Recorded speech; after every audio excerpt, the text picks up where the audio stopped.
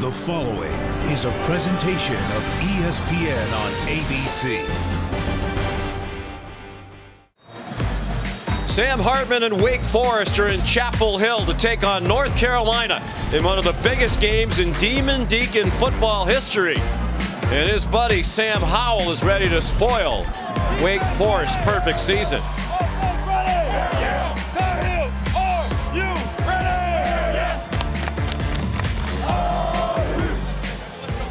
They're ready, we're ready. Sean McDonough along with Todd Blackledge, delighted to have you with us. Quite simply, this is the best start to a season in the history of Wake Forest football. 8-0 for the first time ever, in the top 10 for the first time ever, and trying to move up in the college football rankings, number 9 in the first iteration that came out this week. And here's a great opportunity to make a point against the most talented team they believe they will have faced this season. Yeah, well, make no mistake, Wake Forest is a good football team. They've got talent, they've got experience, they've got toughness, they've got leadership, but their schedule from this point on gets much more difficult starting today because North Carolina is the most talented team that they will have faced to this point. Each team led by a Sam H. For North Carolina, it's Howell, and for Wake Forest, it's Hartman, and a lot of similarities between the two of them beyond the name. Yeah, they play the game very similar. They're both really tough kids, great leaders, putting up prolific passing numbers, also becoming more involved in the run game for both of their offenses. They both got the North Carolina Mountain Man beard going right now, and they're going to provide the fireworks today. This is going to be an exciting football game to watch. Yeah, they're good friends. They work out in the off seasons together, each with a chance to make history today. Sam Howell is trying to become the all-time leader in North Carolina history in total offense. And Sam Hartman trying to become the first quarterback at Wake to throw for 400 yards in 3 straight games.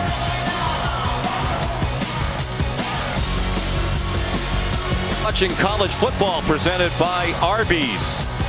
And this is the ACC on ESPN. But in an unusual twist, this is not a conference game, even though these are charter members of the Atlantic Coast Conference dating back to the early 1950s. 109th meeting all time. They first played in 1888, but when the ACC expanded and went to 2 separate divisions, these teams were placed in different divisions. They weren't scheduled to play in conference every year, so they decided to schedule a couple of non-conference games to keep the rivalry going more frequently. They played a non-conference game in 2019 as well.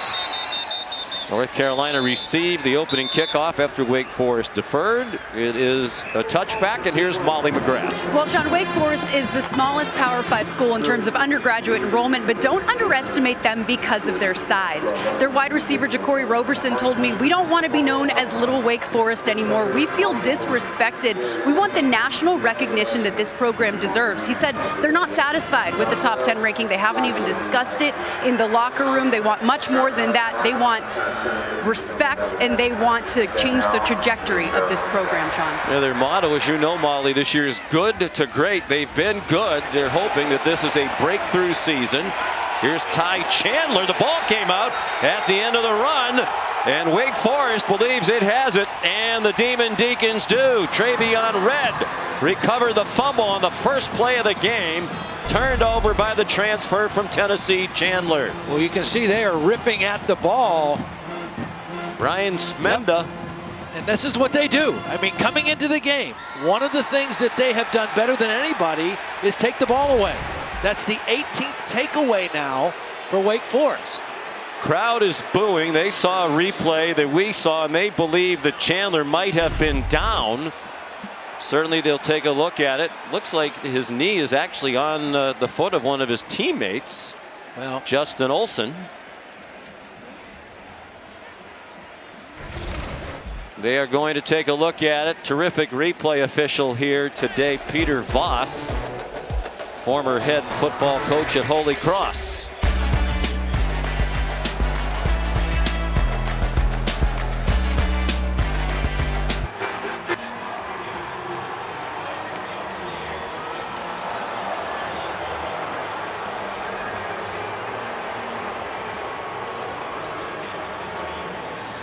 While we were away, the referee Jeff Flanagan announced that the play stands. As a fumble, the crowd doesn't like it. Mac Brown, the Carolina coach, didn't like it. So here's Wake Forest from the Tar Heel 38. Christian Beal Smith, part of a 3 running back rotation, gets 3 for the Demon Deacons. Let's bring in Matt Austin, our referee. Matt, what do you see? Well, originally I thought that the runner's shin was on the ground before the ball started to come out. Again, you can't see the ball. It's hidden by the helmet. So when did it actually start to come out? That was the question. Ruling on the field with stands. That's what they went with. It wasn't confirmed, just not enough evidence to overturn it. Sam Hartman on target to Jaquari Roberson. And that's a first down for the high-flying Demon Deacons, averaging more than 43 points per game. Trying to take advantage of the defensive play by Smenda, who ripped the ball out. There's the long mesh, something they're known for. There's Sam Hartman running. Flag down. Hartman out of bounds inside the 5-yard line. They'll mark it at the 3. There's a flag down at the 14-yard line along the near hash marks. Well, that's one of the plays they run where it takes a long time. Defense. The penalty added half of this is to the goal. First down. Holding on. Right now we're seeing Wake Forest take advantage of what they've been doing all year. You ask, what have they done to be successful? One of the things Dave Clawson's team has done is take the ball away. Coming into the game, plus 10 in the turnover margin, make that plus 11 right now, and now they're inside the 5-yard line on their opening possession with the short field. And it's the Wildcat with Christian Beal Smith lined up to take the direct snap. The running back lowers his head, gets to the goal line, but not into the end zone.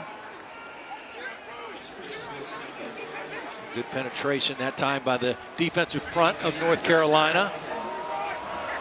Wake goes very fast on offense. Beal Smith with a flag down, up and over for a touchdown, but the official on the near sideline along the line of scrimmage threw his flag.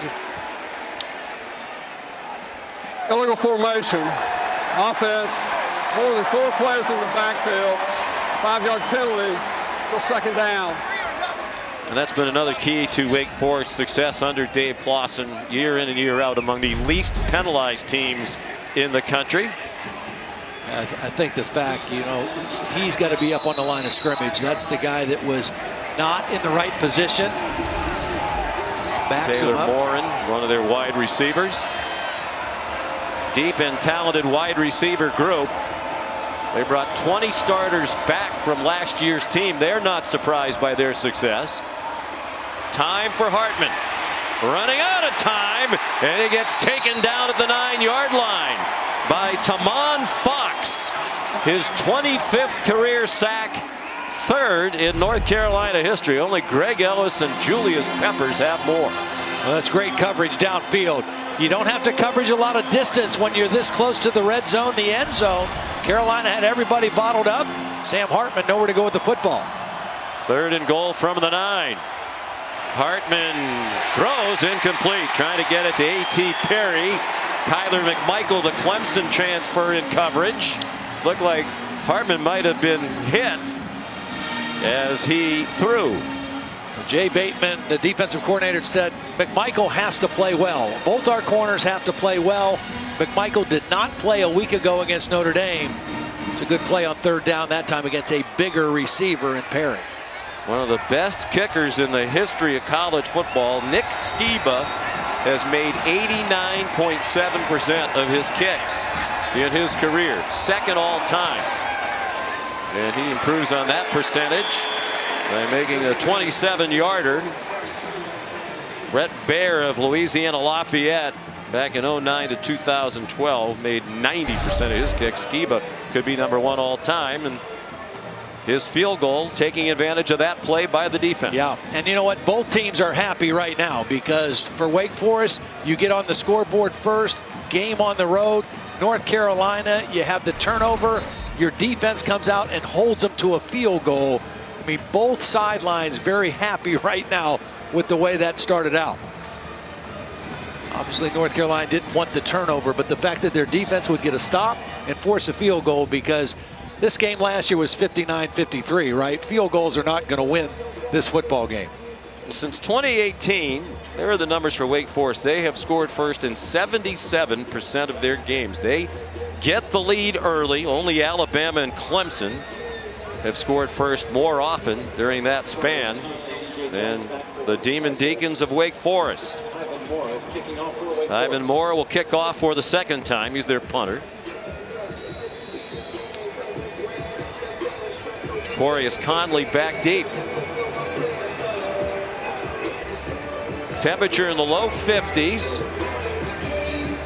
Moore kicking into a light breeze. It is returnable again if Conley decides to do it. He'll try it this time after making a fair catch the first time.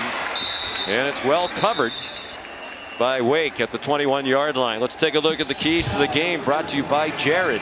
Well, for Wake Forest, you're going to see this slow mesh action. The quarterback is going to follow the back up close to the line of scrimmage, and it kind of freezes the defense, particularly that middle post defender. They have hit a lot of deep routes off this action. With North Carolina, their screen game, their wide receiver screen game, particularly to Josh Downs, has been incredibly effective this year. Good timing and execution. We'll see both of those actions today. North Carolina running its second play. They turned it over on the first. Chandler had a very nice transition to North Carolina from Tennessee. Runs to the 35 for a 13-yard gain. Yeah, he's been very solid. He's not as flashy as the two guys they had last year that are both in the NFL now, but he's been very dependable. Here he comes again. He will get the bulk of the carries among the running backs. He and Sam Howell, the quarterback, get well more than half of their rushes. Travion Red, the safety, made the tackle. And Carolina going with quick tempo. 3 minutes in. They love quarterback draw, and Howell loves to run it. He's across midfield to the Wake 46 with a first down. Yeah, Sam Howell told us that that's the play they worked in the offseason the most, to really get good at it, execute it well, the quarterback draw. And he's such a great north-south vertical runner in terms of breaking tackles. He has had 4 100-yard rushing games this season. He throws deep, and a flag thrown is intended for Antoine Green. Gavin Holmes in coverage.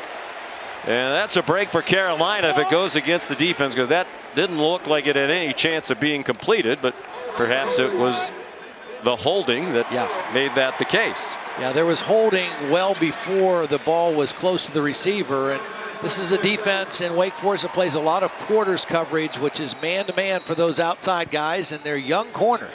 Gavin Holmes is a freshman out of New Orleans, Louisiana, got called for that holding infraction. The defense gives up points. They've given up 24 points per game. Dave Clawson says he cares about red zone defense. He cares about takeaways. We've already seen one, and being good on third down. Here comes Howell again. Planted at the 33-yard line, but he turned that into a gain of 3. Sam Howell, the quarterback keeper. Boy, he is tough. You watch the tapes. Dave Clawson said admiringly, their quarterback Sam Howell plays with a lot of guts. First Carolina quarterback ever to rush for 100 in a season 4 times. They've had some good running quarterbacks here over the years. You know, Sean, if you take the sack yardage out, I mean, he's rushed for nearly 800 yards, which is, you know, I mean, running backs, you hope running backs run for that many yards. And it's not really by, other than the draw, it's not a lot of quarterback design run. A lot of it is just him taking off and scrambling and making plays and running with toughness. He ran for 101 last week in their loss at Notre Dame. They battled the Irish all the way to the end. The Carolina team that's had a disappointing year, but they feel they've played well lately. Howell stayed on his feet, apparently, got away from Luigi Villain, and he has a first down. He was everything but down, apparently, for a sack, and showing that competitiveness and toughness that we talked about. Well, the coaches at Wake Forest said, we've got to get him on the ground. I mean, that is the key to the game, getting Sam Howell on the ground. Weren't able to do it that time. DJ Jones in at running back after the 14-yard run by Howell on a first down. You're right. Dave Clausen said to me, the game is, can we tackle Sam Howell? And it usually takes more than one to get him on the ground. He is 6 feet and a fraction perhaps, but a very solid 220 pounds. Loves the weight room. They have to kick him out of the weight room. Here he comes on a design run. He lowers his shoulder and scores. He just ran over Nick Anderson on his way to the end zone for the 7th time this year. Well, it was a great fake. I mean, he did a great job of selling it, drawing the defense in, and then here's the power at the end. He's not a make-you-miss guy.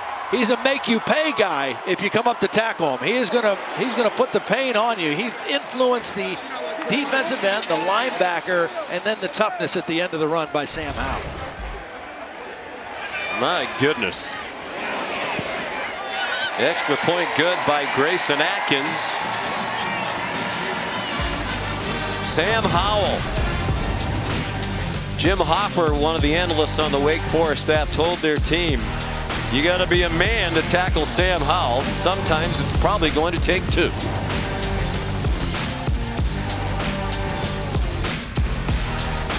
College football on ABC is presented by Arby's. We have the meats. What a wild game it was between these two teams last year. Carolina scored 35 unanswered points. They were down by 21. But Sam Howell led him back for 59-53 victory as he threw for a single game school record 550 yards, 6 touchdowns. He also rushed for a TD for good measure. Highest scoring game in the long history of this rivalry. Jonathan Kim was a touchback machine. There's a touchback on his first kickoff of this game. Sam Howell already with 3 rushes of 10 yards or more in this game, now has 35 for the season. That leads the country. Running backs, quarterbacks, it doesn't matter. He has more rushes of 10 or more than anybody. And you know what's amazing is most people, including Mack Brown as head coach, believe that Sam Howell's going to leave for the NFL at the end of this year.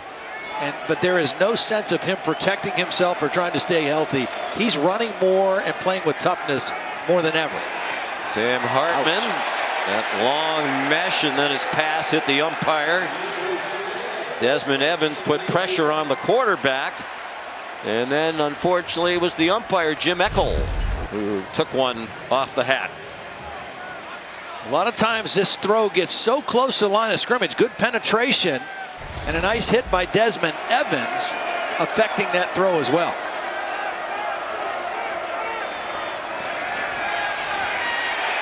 Look out, Hartman turned back into Desmond Evans and then got away. And finally throws it away.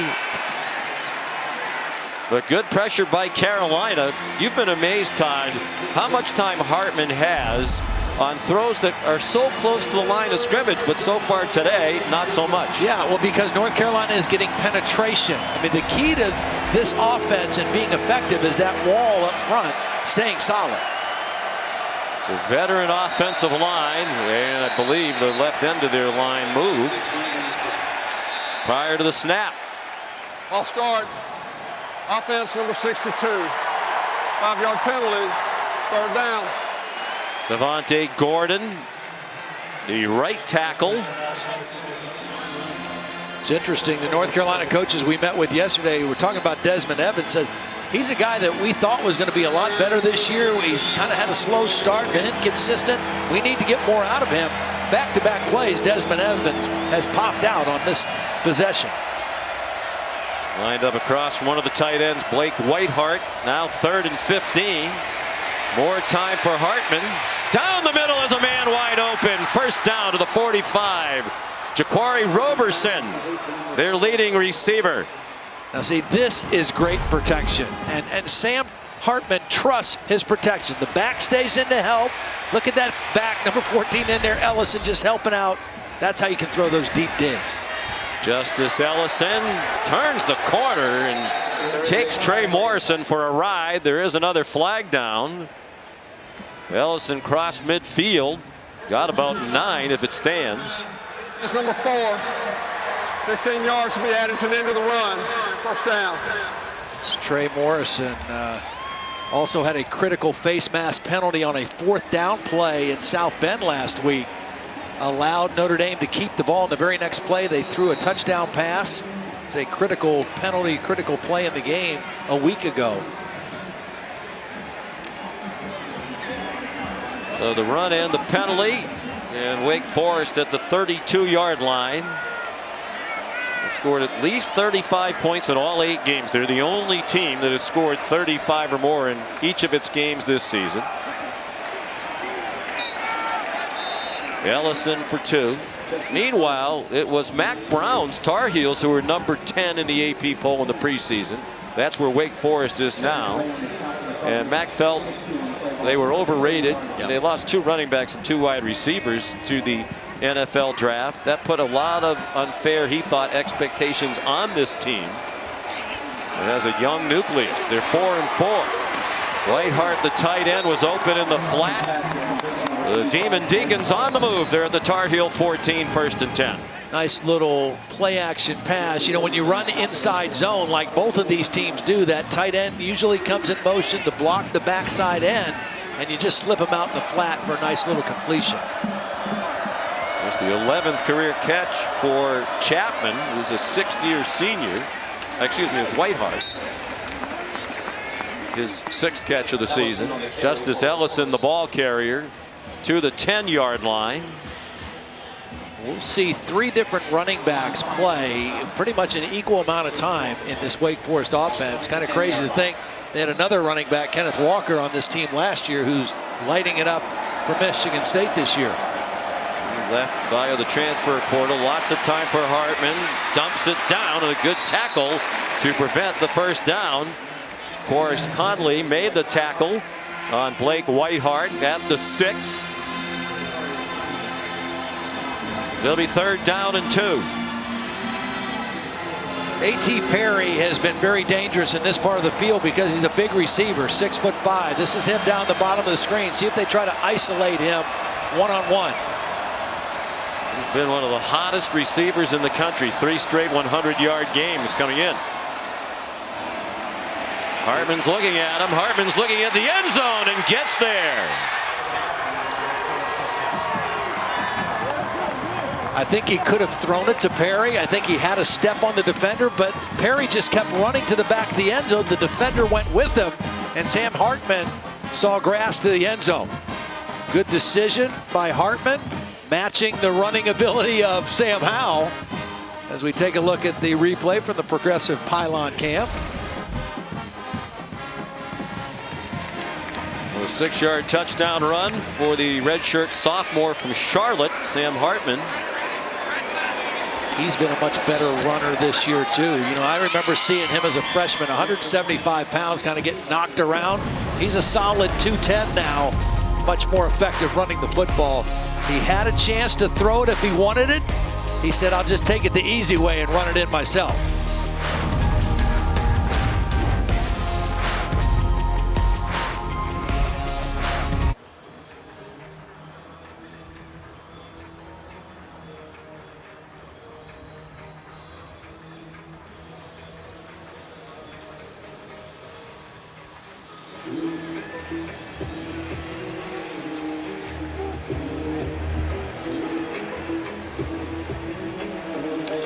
Plenty of time for that one to turn around. And a nice opponent for Kenny Pickett and Pitt today. Boy, Duke has really struggled. They've lost 9 straight conference games by an average of 28 points per game. DJ Jones had trouble with the kickoff. They give him the touchback. But we talked about North Carolina in the program under Mac Brown. 8-4 last year. Lost to Texas A&M in the Orange Bowl when several key players had opted out. And that forced them on to the NFL. 2 outstanding running backs, 2 wide receivers, but still, even though they're 8-4 last year, which is good, not great, and they lost all that talent, they're number 10 in the preseason poll, which to me, was a compliment to how people felt about Sam Howell. Right. But Mac said we were overrated for sure. And I agree with Mac Brown. I don't think, I hate preseason polls. I don't think there should be any poll till you get to the month of October. Let teams play and prove themselves, and then you find out who's legit. DJ Jones carried on first down for the Hall of Famer Mac Brown. Still fiery at age 70 and is a big believer in the future here at Carolina.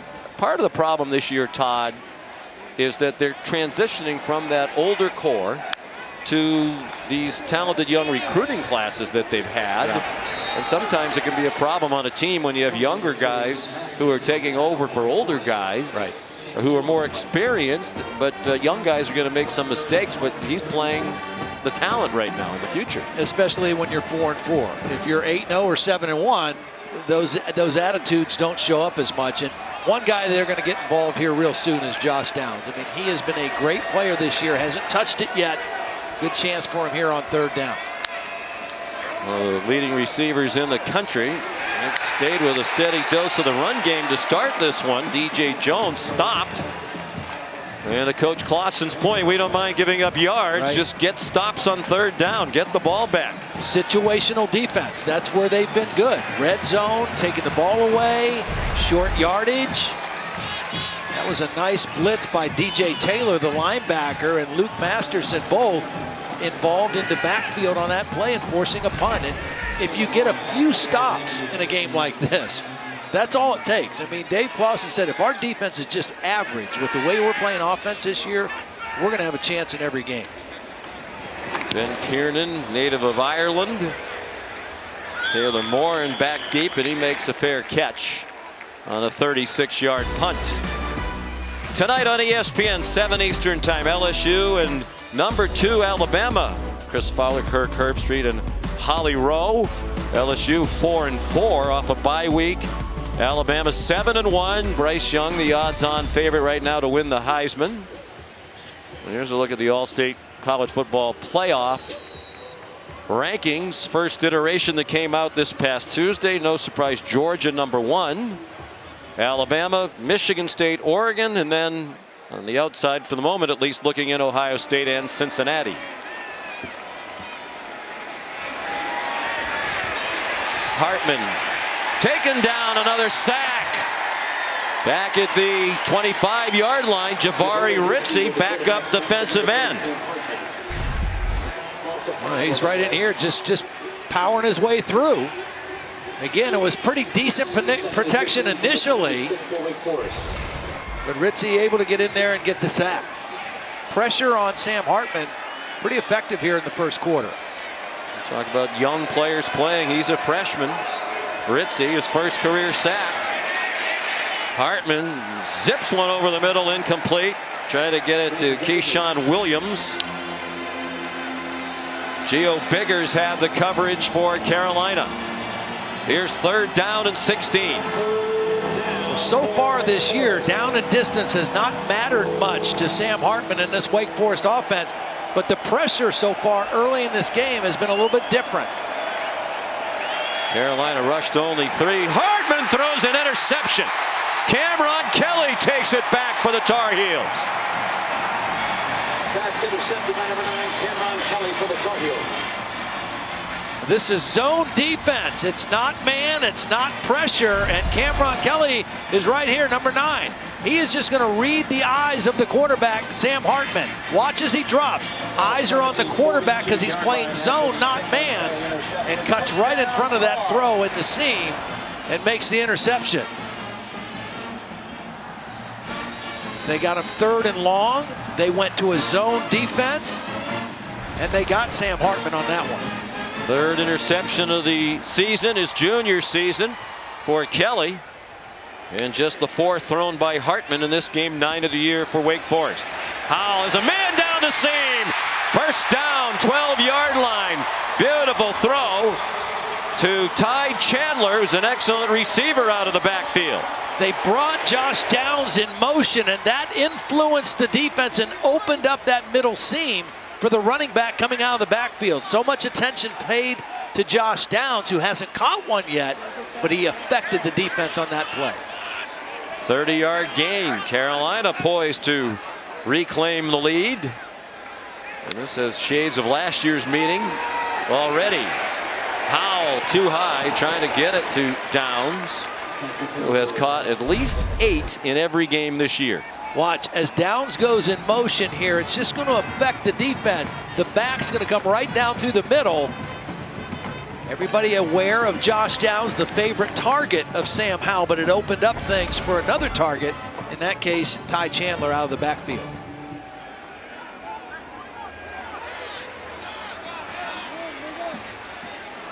Downs has 70 catches this year.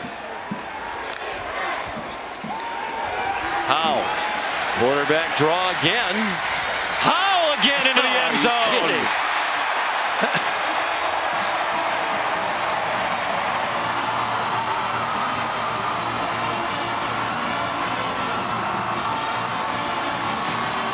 That's his dad, Duke, who was one of his coaches in high school.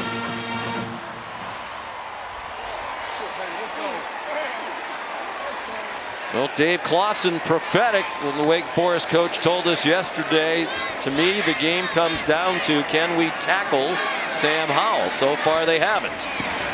Well, one thing is for sure, you're not going to tackle him with arms. I mean, you've got to get bodies and wrap him because his lower body is so strong. You're going to see the first missed tackle in the backfield right there. And now just arm tackles. People trying to fly at him. Kevin Pointer couldn't get him, and then nobody else could get a body around him. And you see just that strength and his ability when he runs north and south to break arm tackles. Second touchdown of the ball game. Well, some people think it's been a disappointing year for Howell. I think they just look at the team record. Dave Clawson said, to me, he's better than he was a year ago. His numbers are similar. He doesn't have as good a cast around him. And he's been the unselfish team leader. And here's a guy who might be a first-round pick who's throwing himself into the opponents in the run game for offensive coordinator Phil Longo because he's such a competitor and such a team guy. Phil Longo told us he was very excited the way they played offense the last 2 weeks. He said, I think these next 4 weeks are going to be really fun for us offensively. They played a great game against Notre Dame on offense. Just a couple plays short of pulling off a win there. And they're kind of picking it up right where they left off in South Bend a week ago. Jonathan Kim's kickoff is another touchback. Here's a look at today's hardest working player. Brought to you by Duluth Trading Company. Well, he's been doing it with his legs more than his arm today. Just showing toughness, grit, leadership, willingness to do whatever he can do to help his team be in a position to win. And again, most of that has just been running and more tackling and a lack of wrapping up by this Wake Forest defense. So they're going to have to change their tactics if they want to get Sam Howell on the ground as this game goes on. This is a guy who has run for nearly over 800 yards if you take sack yardage out of the equation. Christian Turner is the running back for Wake Forest. All 3 running backs have touched the ball now. He got banged out of bounds, but it's a first down on a 12-yard pickup. Needs 139 total yards now to become the all-time leader in total offense here at North Carolina. Last week in that loss at Notre Dame, he passed T.J. Yates to become the all-time leader in passing yardage. Hartman on target, another first down to the 50-yard line. Good catch by the Stanford transfer, Donald Stewart. One of the things North Carolina did not want to allow today defensively is off of that play action, voiding the middle and losing your post defender. They've hit a lot of deep posts off that play action. They haven't given one yet today. Christian Turner, another catch and run. And he's to the 44-yard line of UNC. They'll need 3 on second down.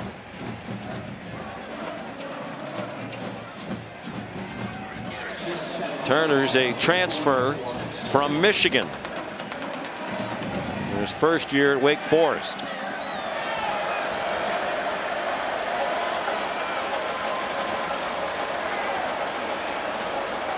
They bring a blitz to the Tar Heels. Flag thrown. If the play stands, Turner got the first down to the 38-yard line, but they were clapping on the Carolina sideline. Offense number 55. 10-yard penalty. Second down. There's center Michael Juergens. Part of a very good offensive line. Dave Clawson said yesterday, very quietly, we've had a good offensive line for 3 or 4 years now. People are just finding out about it.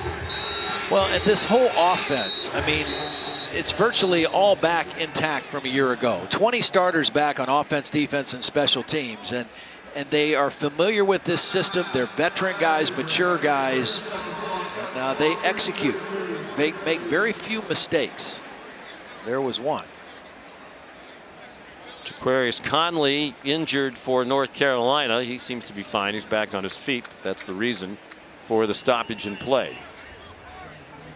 And while we have a moment, let's send you back to the studio. Here's Kevin Nagandi.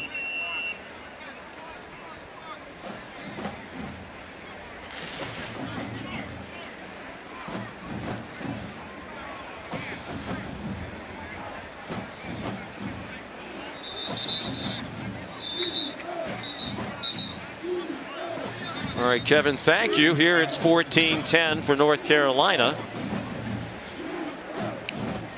Wake Forest has the ball at midfield. Second down and 9 after the penalty.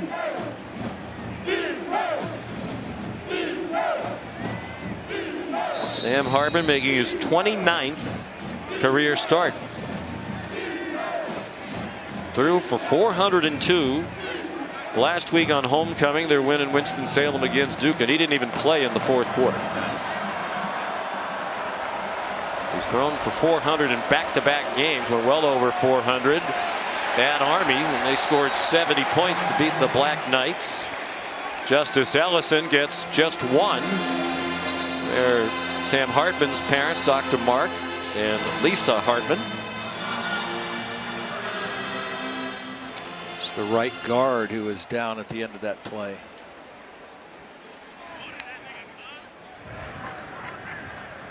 Loic Nagasamnaya is the injured player. Another stalwart of that offensive line, his 20th career start. While they look at him, here's Molly McGrath. Well, Todd mentioned North Carolina's defensive pressures look a little different today. That could be because their defensive coordinator, Jay Bateman, is calling the game from the booth for the very first time in his career. He told me he's up there to see the field better, especially with Wake Forest's unique and fast-paced offense. And he said team leader Jeremiah Gemmel will be the calming force on the sideline with him in the booth. He told Gemmel yesterday, it's either you or me who has to go up to the booth. So I need you to be me on the sidelines. He says if this is successful today, it's something he'll stick with for the rest of the season, Sean. All right, thank you, Molly. Interesting matchup in the coordinators on this side of the ball. Jay Bateman for the defense of North Carolina. Warren Ruggiero is the offensive coordinator for Wake Forest. What a great job he's done. You would think Warren would be a candidate for the Broyles Award with this innovative offense. And they were once together on the Elon staff under Pete Lembo as defensive and offensive coordinator. Well, one of the things Bateman is thrilled about today is he's got one player back that's only played in one game. Storm Duck, number 29, is on the field. He's healthy. They feel like when he is healthy, he's as good as any cornerback in this league, and has not been able to play very much, but he looks good today, and that's a good sign for North Carolina fans to have him back on the field. He broke his foot early last season, missed the last 10 games, and has played sparingly, as you saw on the graphic, this year. Third down and 8.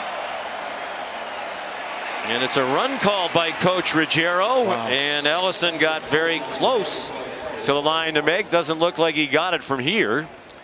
And we'll see if Dave Clawson will go for this fourth down and short. Good patience by Ellison on the run. They are going for it, or at least showing it. And they snap it quickly, and Ellison gets there.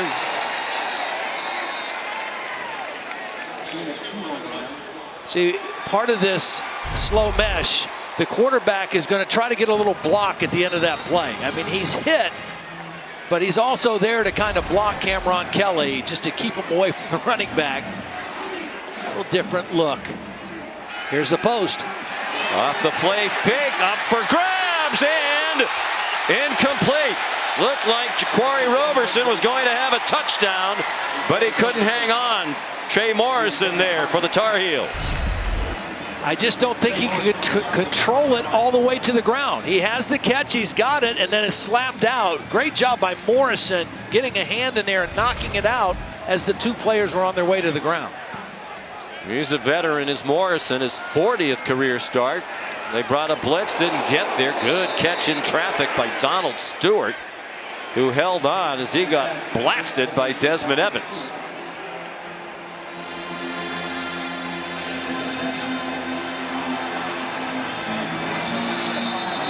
Here's 3rd down and 5.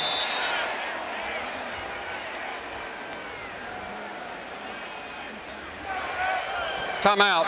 The previous play is under further review for targeting.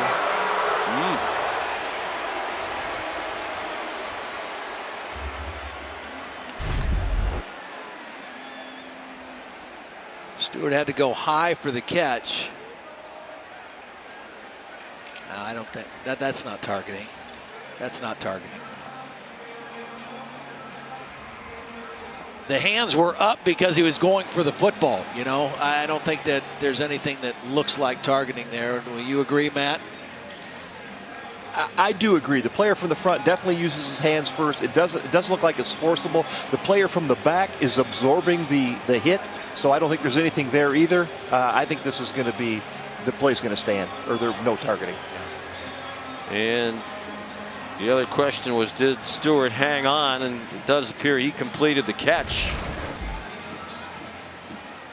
And Jeff Flanagan with the headset off. After further review, there is no targeting on the play.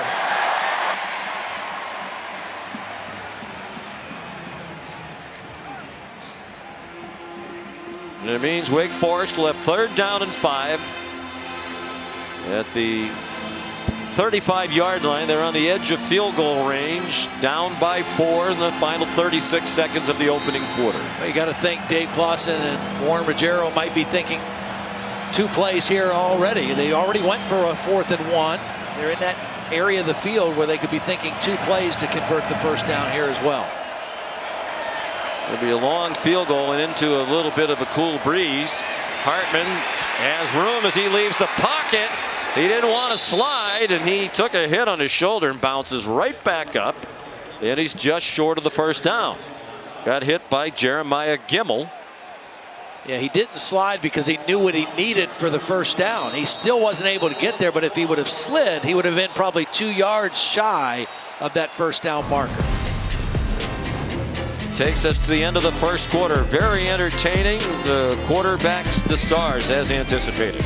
ESPN's presentation of college football on ABC will return after this message and a word from our ABC stations.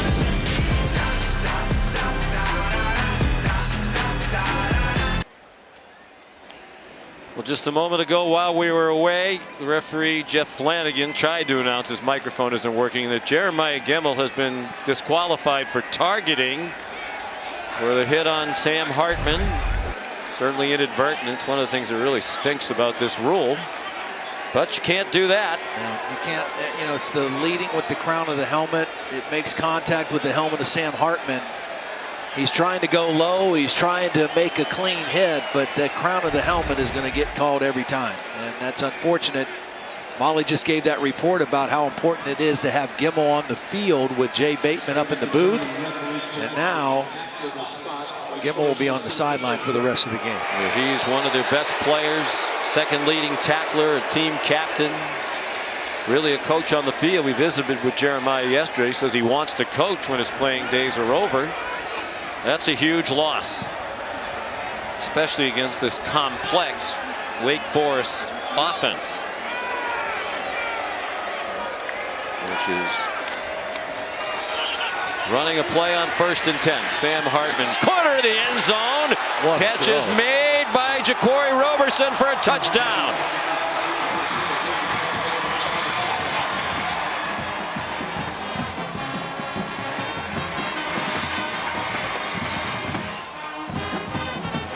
Nice change of pace by Warren Ruggiero, moving his quarterback out of the pocket. North Carolina been able to get pressure in the pocket. Does he maintain control? Feeder in. Catch was made. Control on the way to the ground from the progressive pylon cam. This is a great catch by Roberson. And a nice play design, rolling the quarterback out and throwing on the move by Sam Hartman. His 16th career touchdown reception. He is 9th all-time at Wake Forest in that category. Already a 4th lead change of the game, and Nick Skiba makes it 17-14 for the Demon Deacons. North Carolina has been able to muddy the picture a little bit, getting pressure inside. So what does Warren Ruggiero do? He says, let's fake it, get our quarterback outside the pocket. Get him out at a different launch point, and he makes an accurate throw rolling to his right to Roberson. Perfect position, back of the corner of the end zone. Morrison and Kelly in coverage, but just a perfect throw by Sam Hartman. He has scored a bunch of touchdowns lately. He had a streak of 6 straight games with at least 1 touchdown reception ended in week 3 of this season against Florida State. Hartman's now thrown a touchdown pass and an interception. He's run for a touchdown. And he told us yesterday that beard is not coming off as long as they're undefeated. Why would you change anything? I'm very envious because I couldn't even grow a beard if I wanted to, and that is like authentic mountain man beard. Ivan Moore kicks off. It'll be another touchback. We'll be back in 10 seconds. Now a look from Ram Trucks. Ram Trucks, built to serve. I love my Ram truck. Yes, you do. Love it, love it.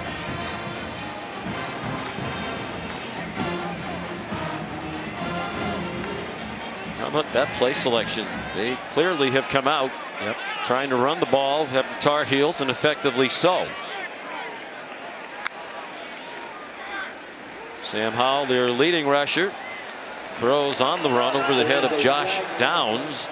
I think North Carolina is going to get called for having linemen downfield on this play. Nope, it's going to go against Wake Forest. Personal foul, face mask, defense number 28, 15 yards from the previous spot, first down. Zion Keith, remember their secondary, they play a lot of players at every level of the defense. And that's a big change over the years under Dave Clawson as he's built the program. 2 years ago they were 7-1. He thought they'd have a 10 or 11 win season, but injuries hit them hard. He said we just didn't have the depth to survive that. They finished 8-5. They have depth now. And Howell will go down. It took them a while to get him down. Miles Fox first there. The super senior in his 6th year of college football. Well, they do a great job of running twist games, and you can see the end of the tackle run a twist. This is one of the things they do really well with their defensive front. It's only a 4-man rush, but that twist stunt fooled the North Carolina offensive line on that left side, and they got to the quarterback, Sam Howell. Second sack for the Demon Deacons. They average 3 per game, 14th in the nation in that category. 3rd in the ACC behind Syracuse and Pitt. Howell, far sideline, caught. Antoine Green swung back. They'll give him progress to the 46. Yeah, good job getting most of that yardage back, bringing up a very manageable 3rd down play here for Sam Howell. A play that he probably will not have to hold the ball long. 3rd and 4. These are 2 of the best offenses in the country on 3rd down. North Carolina number 7 in the country. Wake is 5. They convert. Antoine Green again to the Demon Deacon 43-yard line. A gain of 11 and a first down. Yeah, good read by Sam Howell. Little crossing route on the inside, but it was zone coverage. It wasn't man-to-man. Josh Downs was crossing also. Green was the guy that popped open. He's a talented guy. They've been waiting for him to emerge, and Green has lately. Howell pulled it down, ran to the 38 for 5 more. Dion Bergen the stop. I don't think Wake Forest is doing anything different or unique to take Josh Downs out of the game. I just think that right now they've tried to go other places with the ball. They're running more than they're throwing, but you know number 11 for North Carolina is going to factor into things before this one's done. He's been too good of a player. Great change of direction, change of speed, slot receiver. Wake coaches think he's the best receiver they've faced this year. Hard to argue. Howell just refusing to go down. Finally, they drive him back. After all that, it got just to the line of scrimmage. They've only thrown 4 passes. They've tried to throw more than that, but Howell's pulled it down. Well, he was looking for Downs on that one. Excellent coverage by Kalen Carson on that time, on that player. Zion Keith, I should say. He tried to change speeds on him, go a little out and up, and Keith was not fooled at all.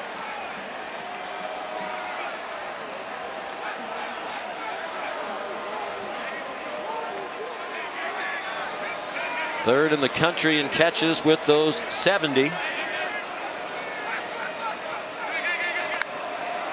None so far today. They bring a blitz. It's a screen, and well defended by Wake Forest as they drop it for a loss. It was Garrett Walston on a tight end screen, and Gavin Holmes blew it up back at the 40-yard line. Yeah, nice job by Gavin Holmes. He's going to come from over here. You're not going to see him yet because he's going to be moving in with a receiver, but he reads the play and stays at home and makes the play for the no gain.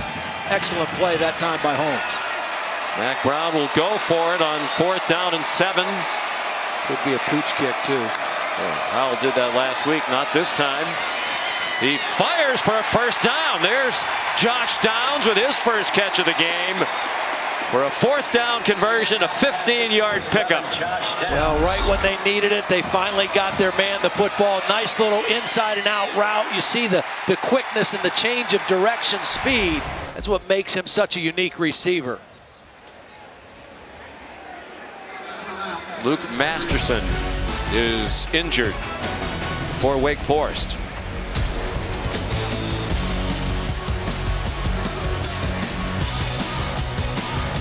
T is brought to you by Duluth Trading Company. Clothing and gear designed and tested to do.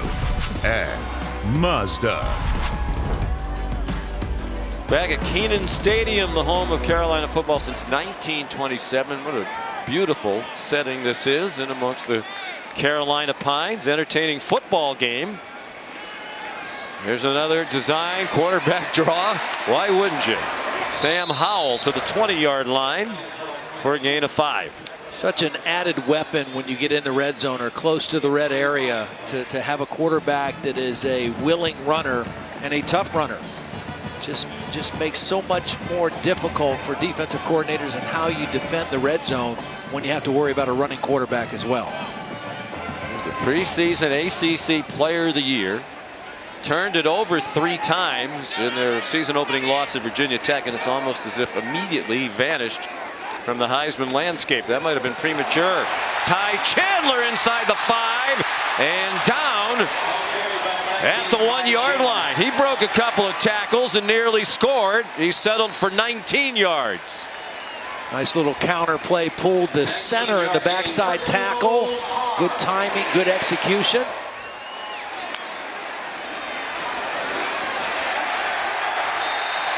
Ty Chandler, touchdown, North Carolina. The 5th lead change of this game, and there's still 9:41 to go until halftime. And for Chandler, his 10th rushing touchdown of the year. He got you down here. Why not let him pay it off? Here was the play that got him there. They pull the center, the backside tackle, and Chandler cuts right inside and shows power getting towards that goal line.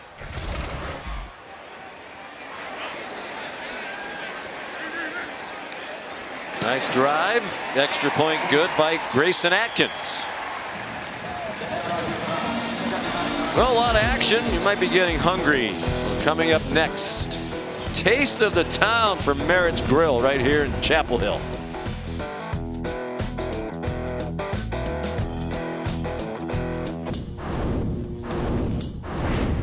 About a half a mile from the UNC campus is the iconic Merritt's Grill. What started as a gas station and convenience store was transformed into a Southern grill in the 90s. But they really hit the jackpot in 2008 when they introduced their now famous BLT. Now the bacon is perfect, locally sourced, still prepared the old school way, layers of fresh tomato and lettuce, mayo, all on sourdough bread, which is also fundamental to this classic. It's offered in a single, double, or triple size. Taste of the town, welcome to Chapel Hill.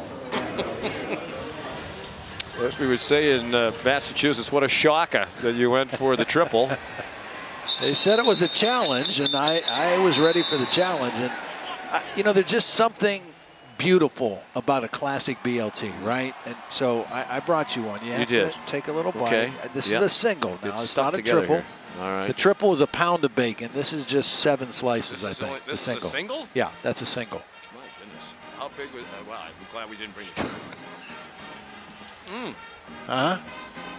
Need some Need a napkin? Yeah. I'm so glad you took a bite of that. Chew? Josh Hoffman, our producer, said, "Move your mic down." I don't think America wants to listen to this. Oh, it is delicious. Yeah, it's good stuff, isn't it? You know, we'll save the rest for halftime. Who doesn't love bacon, right? Right. And it's the greatest smell. As you said, the booth even smells good with the bacon. Sam Hartman threw it away. Now they have a location right here in the stadium. Right here in the stadium. I mean, and they do a killer business on game day, as you would expect. I think some of our crew might slip out there at halftime, see if they can get some. Do you do all your own research? Hartman fires over the middle, and it's caught for a first down by A.T. Perry. I do. Like locally sourced bacon was an interesting phrase to me. Well, you know, I didn't have time to go into it. It's the same store, same provider they've gotten it for since the 90s, you know, and they nearby. Yeah, nearby. Yep. So it's a local source of bacon. Well written. Flag down, receiver down.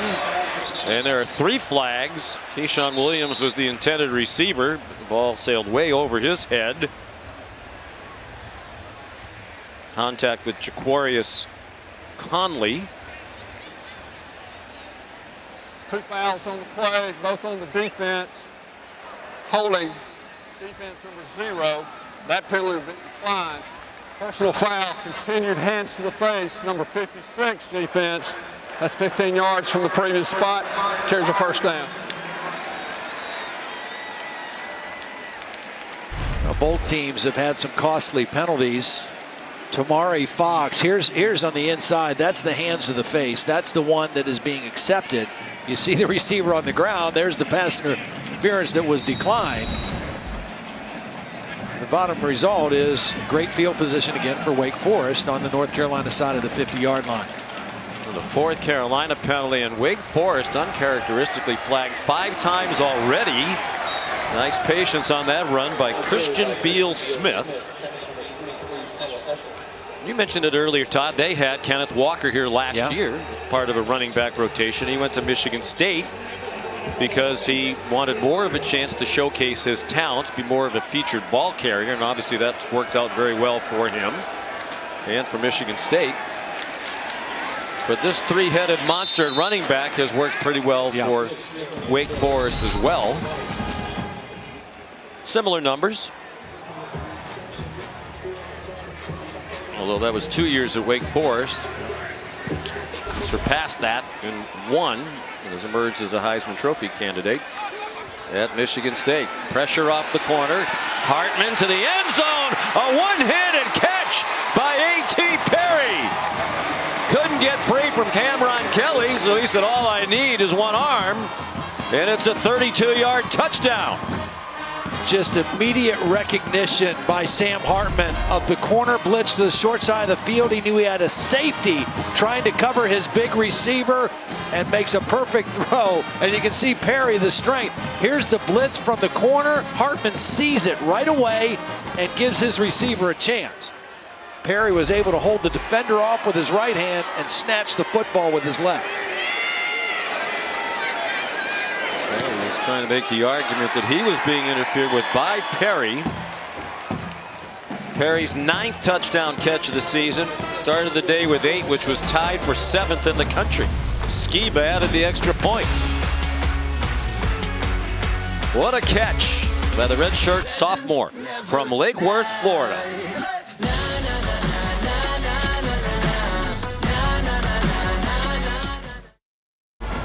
This season, along with their contributions to the university's general scholarship funds for every field goal and extra point made, Allstate will also be donating to the American Red Cross to help with disaster relief efforts. Thank you, Allstate.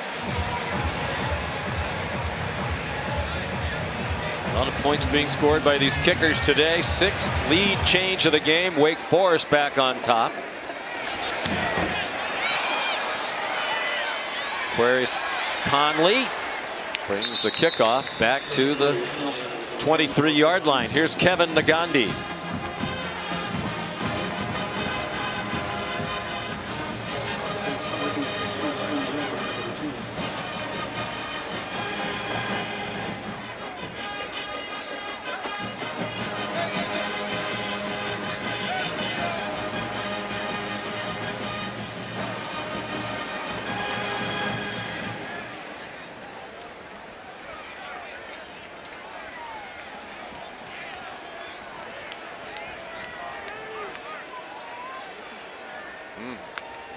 Looking like it could end up being a 3-win season for Nebraska, despite so many close calls. Shoveled ahead, Howell to Josh Downs, and then a flag thrown at the end of the play where the tackle was made.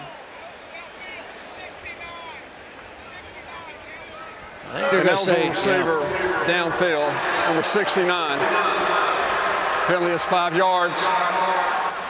First down. You know, this is one you really can't get upset with the lineman because the play got extended. Sam Howell was holding onto the ball. He's leaving the pocket, and then he tried to flip it. The center's right in the middle here. This is in RPO, so it's a run fake. Here's the center downfield, well downfield. No. Sam Howell is, yeah, he was way downfield. he was. I don't think we need Matt. I think we could see that he was beyond 4 yards. Oh, what's 12 yards downfield? Deron Johnson, the center, is divided time with Brian Anderson. Pass too high. Downs was breaking free over the middle, and Sam Howell threw it a little bit too high. Yeah, he had him. Jasir Taylor was in coverage, and Downs had a step going to the post. And the ball just sailed on Sam Howell. There was some bodies around his feet. Wasn't able to step into that throw, and the ball took off on him. Just 5 out of 7 passing so far for Howell, who is the leading rusher in the game with 65 yards, 2 touchdowns. Running for his life here, will not get back to the line of scrimmage. Wrestled down by DJ Taylor. Remember Phil Longo told us yesterday, we were talking about Sam Howell running. He says his, running laterally is terrible, but vertically he can really do it. And that time Wake Forest got him moving sideways. They didn't let him get up the field. They didn't let him go north-south. They made him move sideways, and they were able to wrap him up behind the line of scrimmage. Good defense, good solid defense by the Demon Deacons there. 2 sacks. North Carolina has surrendered 32 sacks now this year, among the worst in the country, 126th in the nation out of 130. And Howell might go down again. And he will, back at the 15-yard line.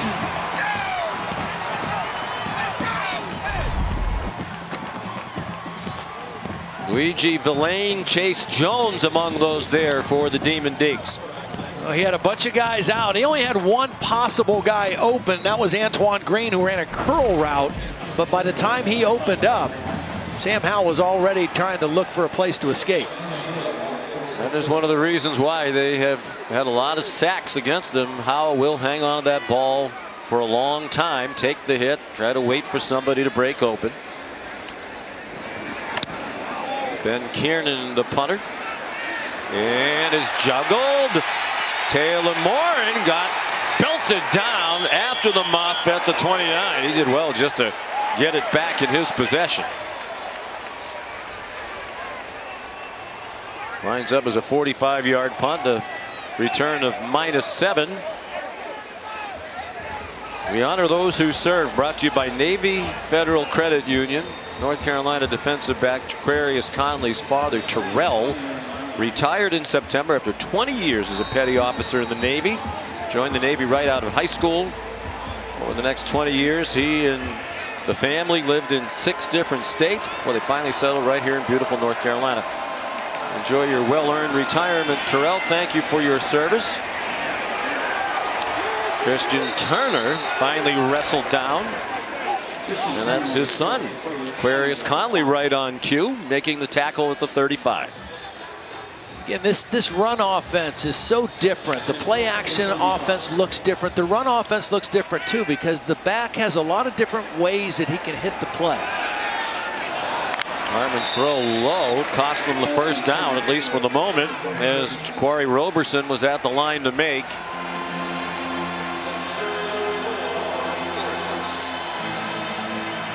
Third down and 4. Can anybody get a stop?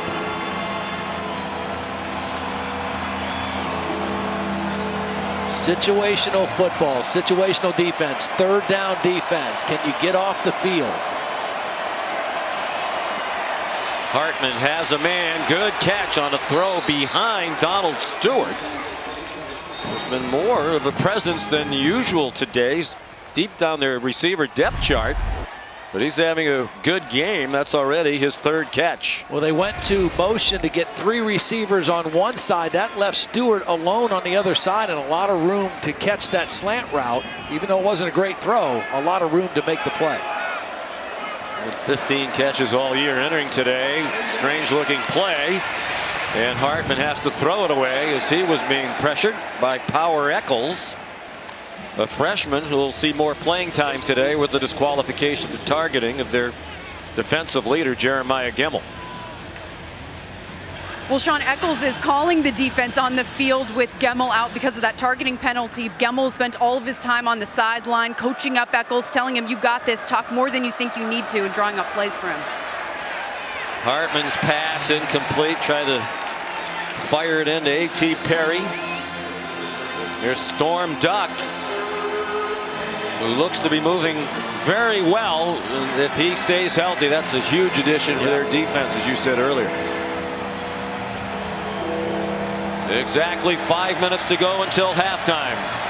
Number 9, Wake Forest, trying to remain undefeated. Up by 3. Hartman not on the same page with Perry. And it was Storm Duck again in coverage. Well, remember the last time when Perry caught the touchdown, he was working on a safety, not on a corner as talented as Storm Duck. He uses his hand, uses his length, in great position. And Sam Hartman really know where to go with the football. That was excellent coverage by Storm Duck. I just like saying that name, Storm Duck. Definitely on the all-name team. Yeah. So far this season. Ivan Moore to punt again. They had one game earlier this year at Army where they didn't punt at all, and they scored 70 points. Just the 2nd time in Wake history they played a whole game without a punt. I don't know if Army punted either. They ran for 416 yards against Wake Forest that day too. In that game, Wake scored 63 points on offense in 17 minutes time of possession. The AT&T Countdown to the College Football Playoff National Championship, Monday, January 10th on ESPN. Ready.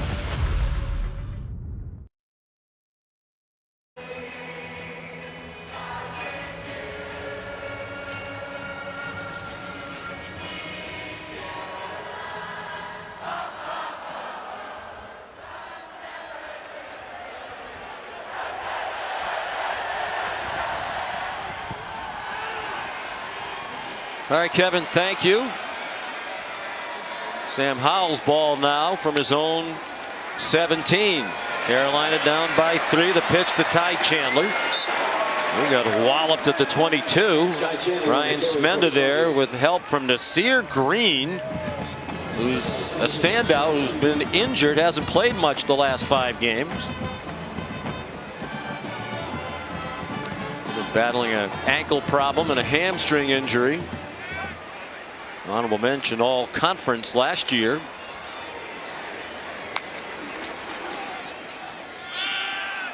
Chandler again. Yeah, he's a valuable part of this defense when he's healthy, Nasir Greer, because he can play corner, and like right now he's out there as a safety, but he has those corner coverage skills, and that's part of that depth that Dave Clawson was telling us about. They finally have enough depth to play a lot of people, a lot of snaps, and be able to overcome some injuries that knock guys out for a game or two. He returned last week, played sparingly against Duke after missing the previous 3 games. 3rd down and 1. Howell keeps it and cannot escape Rondell Boythroyd. What a play by Boythroyd. He tackled both guys. He tackled the running back and the quarterback at the mesh point. I mean, here he is right here. He's just going to get right into the backfield and make the play. Follows the tackle down and grabs both guys, pulls them to the ground. Had a little help from Miles Fox. Crowd thought he face masked Sam Howell, but it looked like he grabbed the jersey. Rondell Bothroyd, sophomore from Manchester, Connecticut. Another one of those 3-star recruits who Wake Forest develops, and he turns into a terrific player. They have a squad filled with those. Ben Kiernan the punt. Taylor Moore in the fair catch at the 48-yard line, and now there's a skirmish.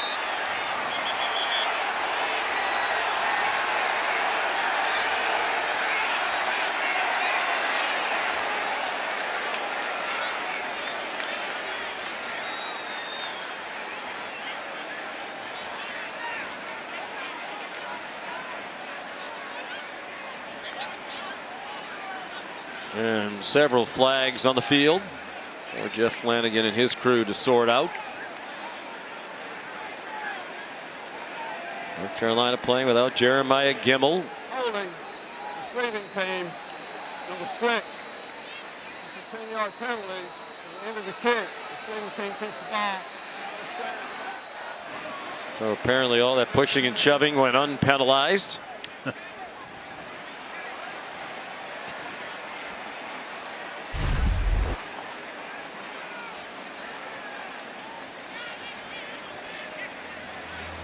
Well, it did a good job of getting there control really wasn't of much that pushing quickly. and shoving. More woofing than anything.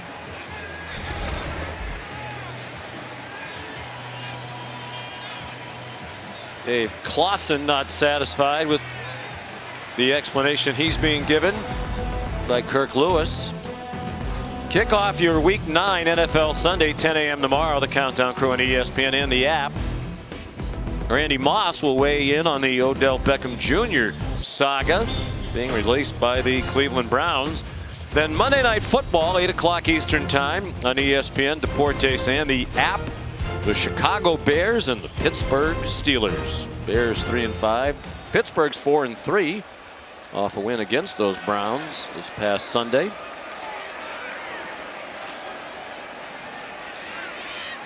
Christian Beal-Smith for a 2-yard gain. We're under 3 minutes to go in the half. Each team with all 3 timeouts. A little more aggressive approach that time by the North Carolina defense, anticipating run on first down. They brought the 2 linebackers downhill, getting penetration. You got to kind of pick and choose how aggressive you want to be against that slow action, because they'll get you to be real aggressive and then throw the ball behind you for big plays. That time was the right time to bring pressure on that first down play.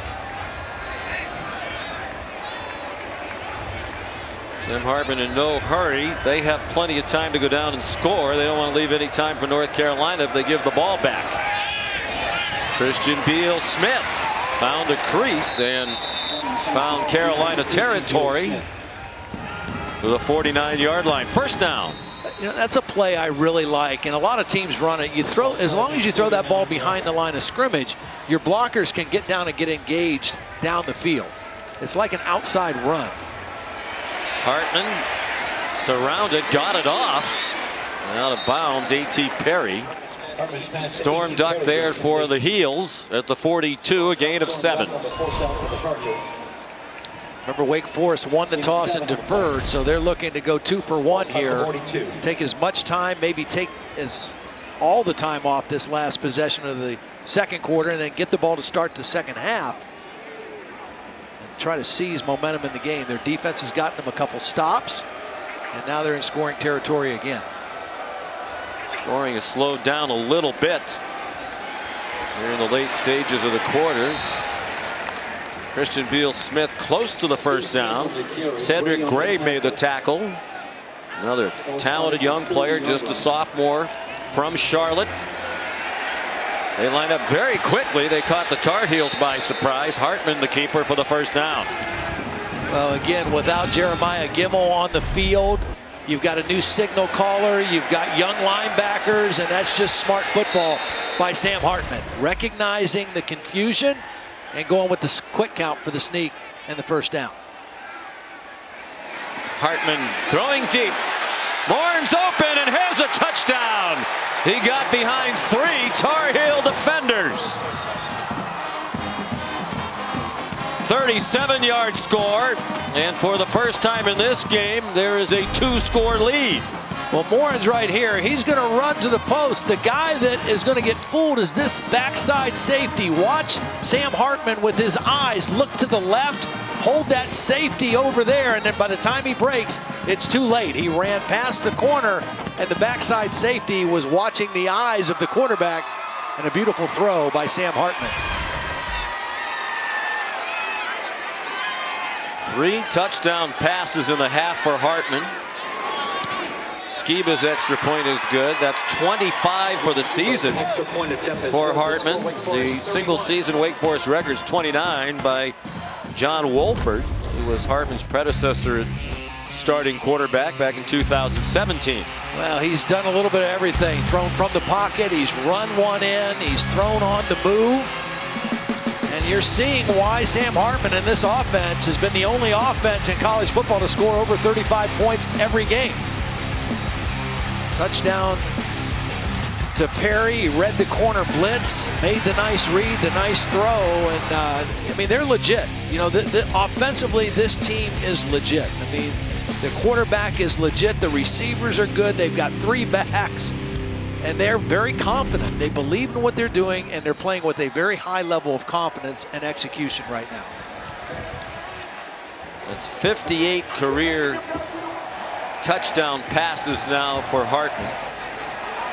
And that's 2 from the school record. He's 1 behind John Wolford, who we just mentioned. And the all-time school record is 60 career TD throws by Riley Skinner. So Hartman's going to break that before the end of the year. Aquarius Conley to the 25, 1:01 to go in the half, and 3 timeouts for the Tar Heels, down by 10. Time now for the All-State playoff predictor. And these are the 5 of the 6 remaining undefeated teams who do not have UTSA on the graphic, not in the top 25 of the college football playoff rankings, even though they're number 16 in the AP poll.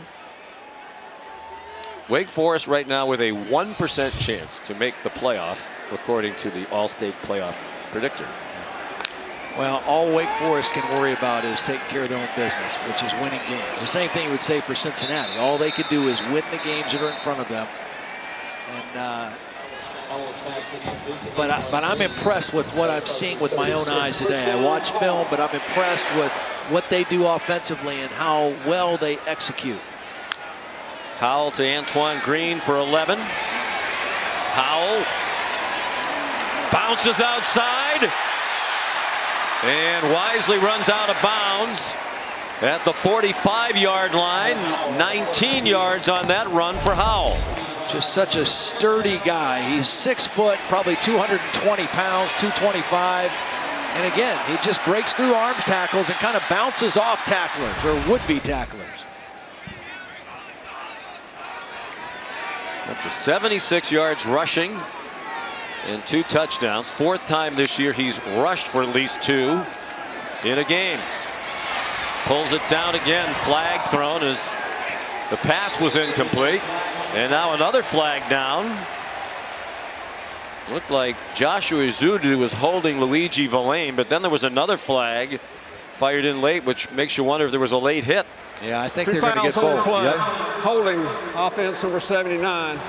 Personal foul roughing the passer number 29. Those fouls will offset. We'll replay the down. Kalen Carson, the freshman cornerback, is the guy that's going to come up and hit the quarterback, Sam Howell, after the ball's released. It wasn't a lot of hit, but it was definitely late. And you're right on the hold by Azudu on the inside.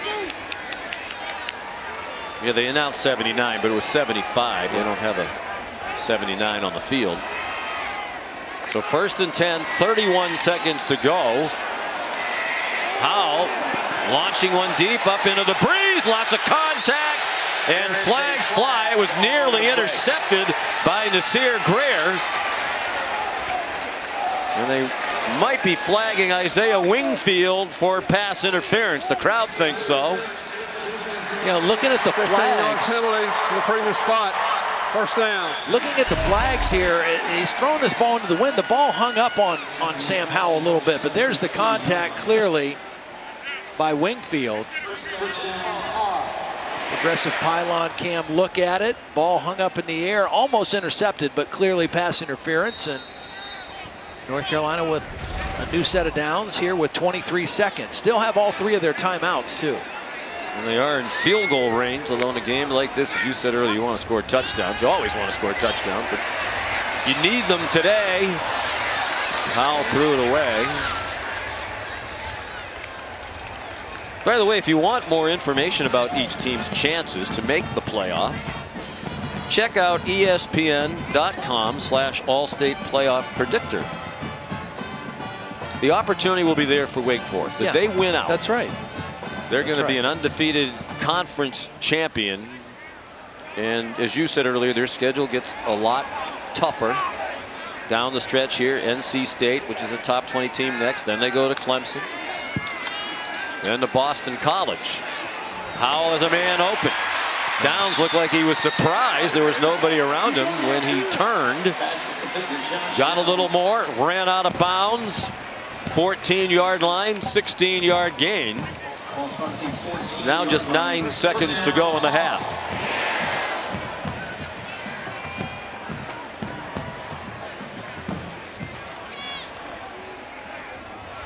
Howell has not yet thrown a touchdown pass today.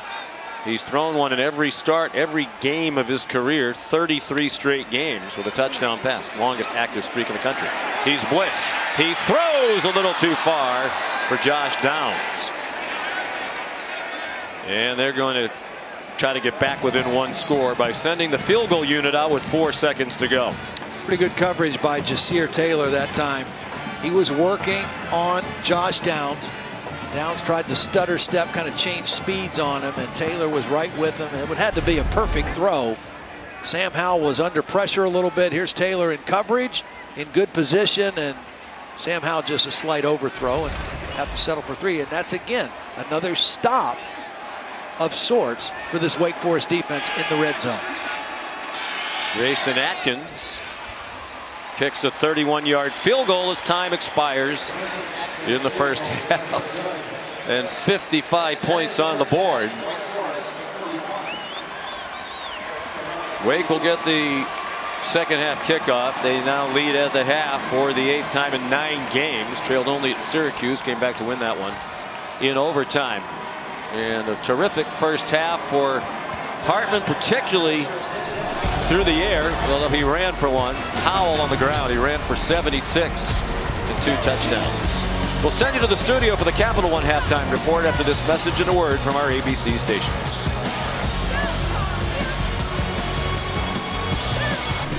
You're watching college football presented by Arby's. And this is the ACC on ESPN. If you joined us late, it's not a conference game. These two were not scheduled to play each other this year in the ACC because they're in different divisions. So 2 years back, they decided to play each other in a non-conference game. Their fans like it. Their schools are only about 80 miles apart. And we're glad they did it because it's been a very entertaining game. It really has. And kind of what we thought, right? Last year it was a high-scoring affair. Lots of points, lots of yards. First half, same thing. We knew both Sams, the 2 quarterbacks, were excellent players. they have not disappointed. And I really think as this second half goes now, whichever one of these defenses can come up with some situational plays, you know, who can create another turnover. There was one for each side in the first half. Who can get more stops on third down or the red zone? That's going to ultimately determine who wins the game. Hard to believe the yardage total put up in this game in the first half didn't come close to the first half last year between these two teams. A game that Wake Forest led 35-24 at the half last year. They went up by 21 in the second half and lost. Their offense impressive again today. Yeah, and again, it's unique. It's play action that takes a little while to develop. The quarterback's close to the line of scrimmage. Sam Hartman very comfortable running this offense. This time, great job by the back, recognizing the corner blitz, getting rid of the fake, and just picking up the man, allowing Hartman to quickly get it out for the touchdown to A.T. Perry. But they're fun to watch. I mean, I really enjoy how they operate in this offense. Thrown for 211. Hartman looked like his arm might have been impeded as it came forward. His pass over the head of A.T. Perry. So he has a chance to match Rusty LaRue and become the second quarterback ever to throw 400+ yards in 3 straight games. For Wake Forest, Christian Beal-Smith, the ball carrier. So chance for one of those stops you were just talking about right here for the Tar Heels. Wake Forest was 4 for 8 on third down the first half. Best in the ACC, over 50% conversions. First one out of the gate here, North Carolina chance to get off the field. And they're 5th in the country on third down, but they won't convert on that one. The pass is incomplete. Nice one-handed catch by Jaquari Roberson, but he's out of bounds. Here's Molly McGrath. Well, Mac Brown said at halftime losing Jeremiah Gemmel was huge for their defense. He said he's our captain, he's our leader, he's our best player on defense, and you have a freshman in Power Echols replacing him, so check all the boxes for what you don't want to happen. But he said the key and the message to the defense, get off the field quickly to help Echols out. He's got to be happy about that. You joined us late. Jeremiah Gemmel disqualified because of that targeting on the quarterback Hartman. First 3 and out for the Wake Forest offense. Ivan Morris punt returned by Josh Downs. 2 good blocks. And Downs went out of bounds near midfield. It'll be excellent field position for the first possession of the second half for the Tar Heels. You know, in that first half, Sam Howell only attempted 11 passes. They really were leaning heavy on the running game. Offensive line did a nice job with that, and Sam Howell running as well. Combination of Ty Chandler and Sam Howell, but I think they're going to have to get some more chunk plays in their passing game here in the second half as well to loosen up this Wake Forest defense. So they get Josh Downs more involved, just 2 catches. He's had at least 8 in every game. His punt return of 17 yards. Has them operating from the 46. Ty Chandler. Whistle stopped the play after he picked up 3. He had a terrific career at Tennessee. He's 5th all time there in all-purpose yardage. Had a year of eligibility left as a grad student. Said he wanted to come to North Carolina in large part to play for Mac Brown. There are a lot of football players who have said that over the years. Yeah.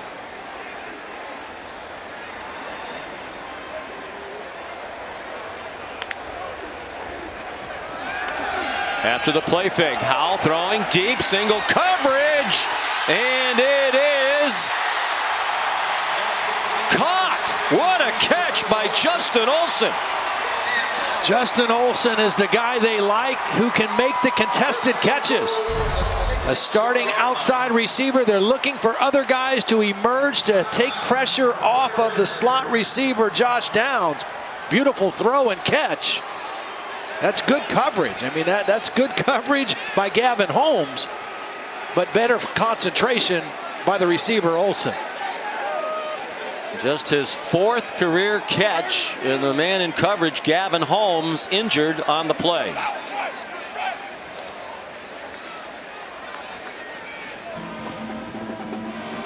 They've taken Gavin Holmes to the locker room probably for x-rays. Looked like a left hand or wrist injury as he was involved in the coverage on Justin Olson. The 45-yard gain for Carolina, the longest play of the day for either team.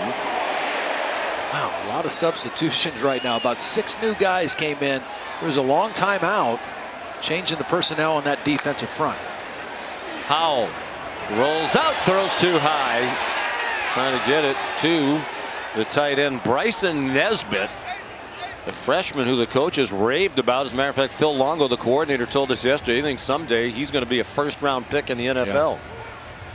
Yeah, he showed up at Notre Dame last week. Had a nice ball game, had 3 catches for 50 yards. And again, they lost 4 great offensive players to the NFL last year. And they're still trying to find guys to step up and take those roles. Quarterback draw. They were ready for it that time. See, that's how you have to tackle him. You've got to wrap up and tackle. Ryan Smenda, longtime veteran leader in this defense. Arm tackles don't work on Sam Howell, especially when he's on the 6-yard line. You got to wrap him up and get him to the ground. And wholesale substitutions on the defensive side. 5 men came on, 5 went off. 3rd and goal from the 6. They're a touchdown away from a tie. Again, here's Downs. Now you kind of hide him in here as the inmost receiver of a 3-receiver set.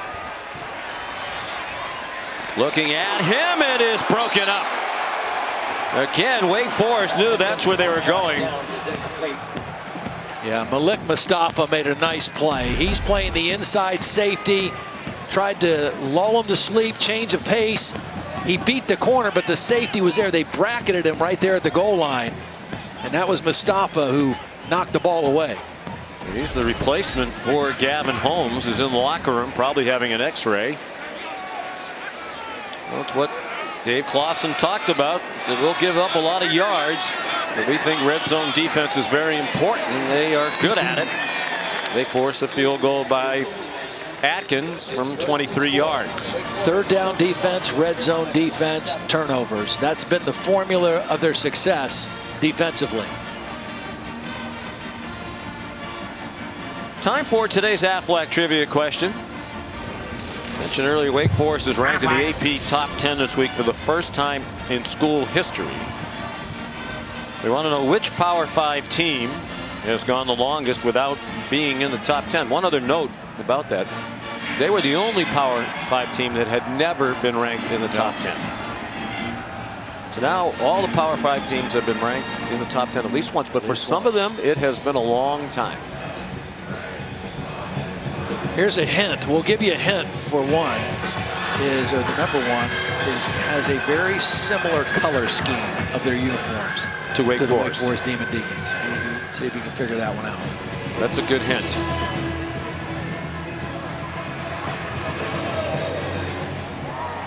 Jonathan Kim, 88% touchback percentage. Starting today, 4th best in the country. And there's another. Well, we know the answer because they showed this to us last night at our production meeting.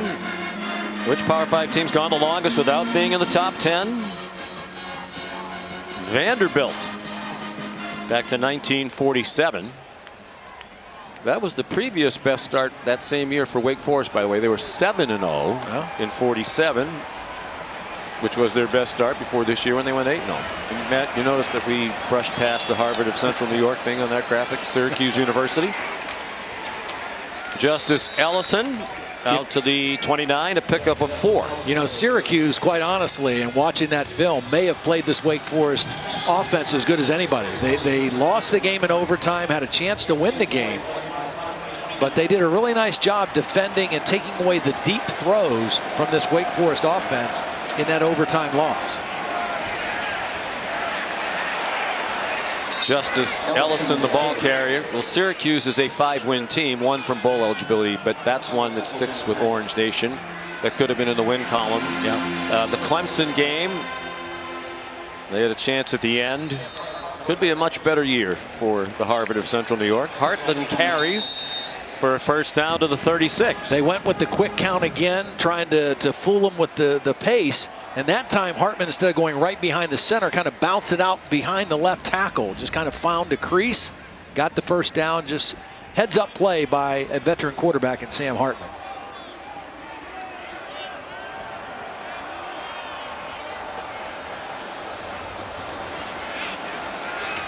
They fake the run again, and it's dropped by A.T. Perry. Tried to run before he secured the catch. Hartman did a great job hanging in there. The back, Ellison did a great job picking up pressure. And just watch, he's going to turn his head a little bit. He wants to run after the catch. He's been tremendous lately. 3 straight 100-yard receiving games. Had 116 last week in their win against Duke, which got them to 8-0. Well, run on 2nd and 10, and it yielded 5 from Justice Ellison. Talking about that Syracuse win, A.T. Perry in that game had 3 catches. All 3 were for touchdowns. 137 yards. Every time he caught the ball was for a touchdown, including the game winner. He had 146 receiving at Army. Nice catch made by A.T. Perry right on cue. They didn't quite give him the yardage necessary for the first down. See if they go quick again. They've done it on 4th and 1 a couple times. This time looks like they're going to be a little bit more deliberate in their play call, change personnel, bring their other second tight end in, Brandon Chapman, who's a little bit more physical than Blake Whiteheart. As they substituted, Carolina given time to get its sub on the field.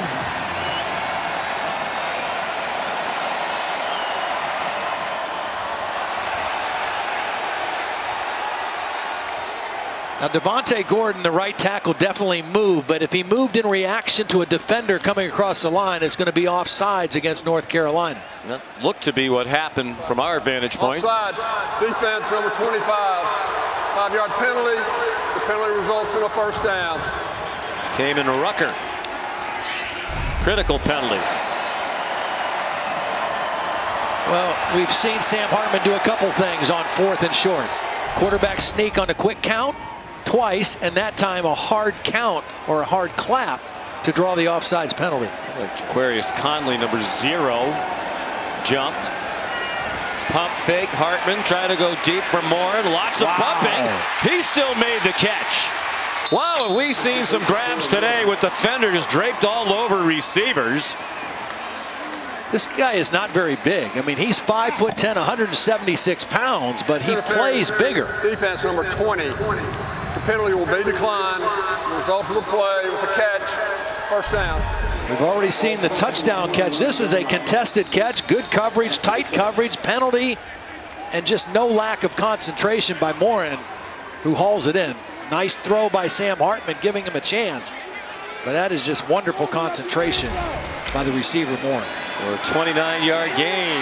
Down the seam. Stewart didn't see it coming, or Roberson, I should say, didn't see it coming, and Conley upset that he didn't pick it off. Ball almost looked like it got tipped at the line of scrimmage. It looked like it went on a different course. Certainly was different than where the receiver was running. 2nd and 10. They're in field goal range. Wake Forest leading by 4. They run a quarterback draw. Effectively so. Touchdown, Sam Hartman.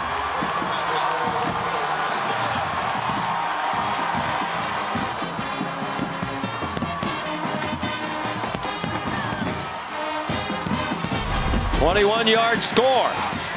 Now this is perfect. Now watch. This linebacker's going to blitz here. The back's going in motion. He's going there. They pull the tackle around to block here. Perfect execution and timing. They clear out the middle. The tackle, Zach Tom, gets the block on the other side. Linebacker. And Hartman goes untouched into the end zone. And it's one of those, anything you can do, Sam, I can do better. These two Sam H's, Hartman and Howell, buddies, as we said, both from Charlotte area. They've worked out together in off seasons.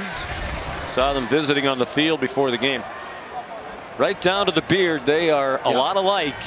Not afraid to rush the ball. They're over 35 again for the 9th straight game. They're the only team in the country to score at least 35 in every one of their games this season. Zach Tom, the left tackle, was shaken up. He went off. They just put so much pressure on you because, you know, they're going to run the football and they're committed to running the football. But as soon as you get too aggressive on the run, they're going to throw it over your head. And they've got outstanding receivers all over. So it doesn't matter where the ball goes. Skiva the extra point. You're watching college football presented by Arby's.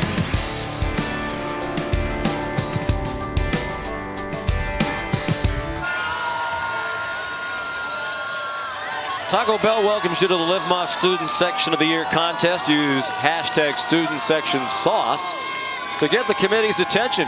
Go to ESPN.com/Taco Bell to see how your school can compete. Sean McDonough, Todd Blackledge, Molly McGrath in Chapel Hill, North Carolina.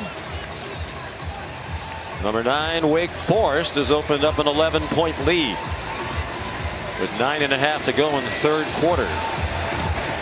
Ivan Moore, the punter, is their kickoff man, and that'll be another touchback. Oh, we mentioned Wake Forest, number 9 in the first edition of the college football rankings that came out this week. Brought to you by Allstate. Let's take a look at the rest of it. Georgia, number 1, and they're going to hammer that home today against Missouri in Athens. But a lot of important games later on today, including that Michigan State at Purdue game. Purdue's shown it can knock off highly ranked teams. Yeah, that'll be interesting to see just the mindset of Michigan State, how they bounce back after the huge win at home against Michigan a week ago. Screen to Downs, and he's swung down by Jasir Taylor. I still think Cincinnati, I don't know how they're number 6. No, I don't either. I mean, I think the committee really whiffed on that. They won at Notre Dame. Yeah, I know their schedule hasn't been all that great, but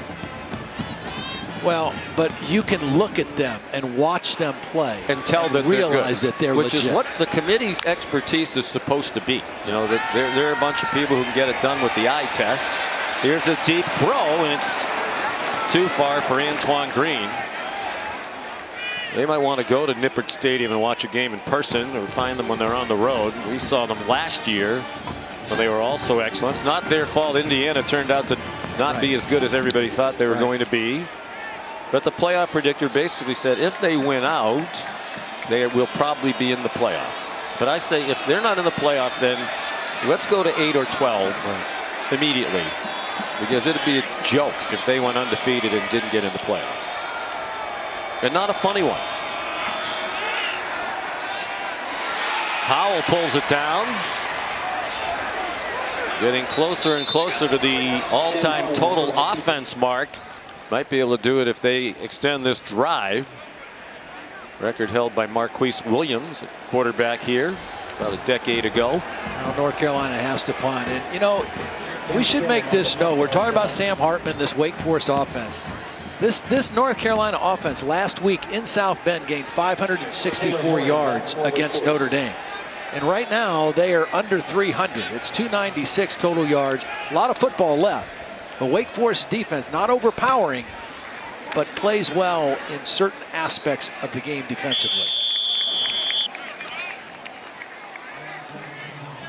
45-yard punt by Kiernan. It feels like Wake Forest is starting to take control, but then again, as we mentioned, they had a big lead last year in the second half, gave up 35 unanswered points. This is a different year, different team. Now, we had a visit from Jim Phillips, who's the commissioner of the ACC, who's here today. Very busy man. He's going to be at the game in Louisville tonight. It's been reported that the ACC is not in favor of going to 12 teams in the playoff, and he said that's absolutely not true. He just thinks that the idea needs to be discussed in greater detail, but they are in favor of expansion because Wake Forest is another team that might get left out. Absolutely. Yeah. Well, I think if they're undefeated. Offside, defense number 10. 5-yard penalty, first down. You'd like to think they'd get in. It hasn't happened that an undefeated Power 5 conference champion has made the playoff. They've all made it. There's a lot for Dave Clawson's team to do, but I think they're making a positive impression on national TV today. I totally agree.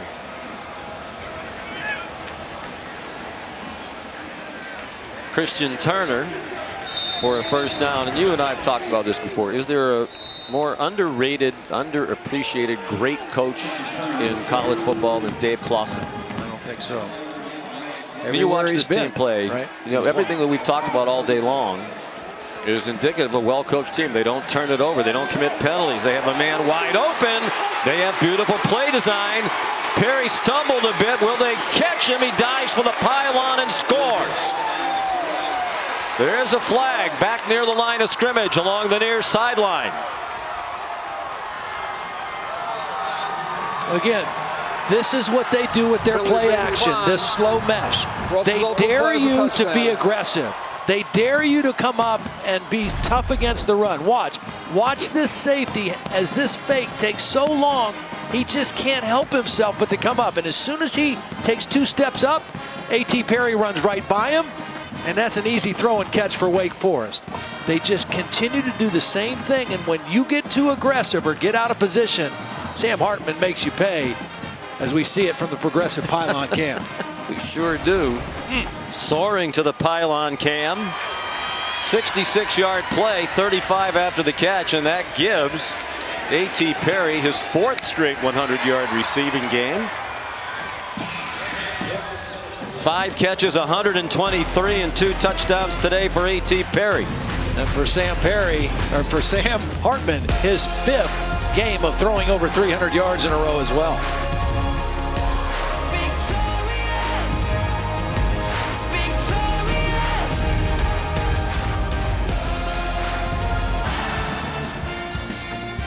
Coming up 4 Eastern today, we're over on ACC Network. Number 19, NC State takes on Florida State. And immediately following that game, Clemson and Louisville. Commissioner Jim Phillips will be there. Jim Phillips is a busy man. Through 9 weeks of college football, he's been to 17 games. Wow. There's Jim. He was in Syracuse yesterday for the ACC Field Hockey Championships. Former athletic director at Northwestern, replaced the legendary John Swofford as commissioner of the ACC. And I think an excellent choice. He's a sharp guy. Very sharp. Yep, very sharp. And as he pointed out, you know, and anytime you have discussions about college football playoff expansion, you also have to take into consideration and have serious discussions about how many games you want to play, player safety, player health, the academic calendar. Here's Ty Chandler. They need a big play, and Carolina gets one from the running back out across the 40 for a 17-yard run. It's been one of their best plays. They pull the unblocked or the uncovered center in a backside tackle. It's a little slower developing play, but this offensive line for North Carolina, it's a veteran group, and they're very athletic. They can move their feet. Leading the way for Chandler, another good run. They're sticking with the ground game, even down by 18 now, biggest deficit either team has faced today. Exact same play, just the other way. That was the center Johnson and Richards, the left tackle, pulling out from that. 2 runs, exact same play, both for excellent yardage.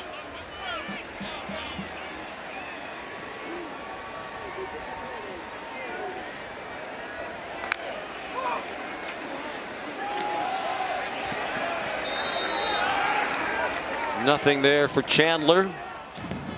But again, what this Wake Forest defense has done, Lyle Hemphill, the defensive coordinator, they give up yards, right? They give up a lot of yards between the 20s or between the 30s, but then when it comes to situations, they come up with turnovers, they come up with sacks, they come up with red zone stops, 3rd down stops. It's part of why they're undefeated. Howell flushed from the pocket, tried to set and throw, instead decided to carry it, got a gain of 3.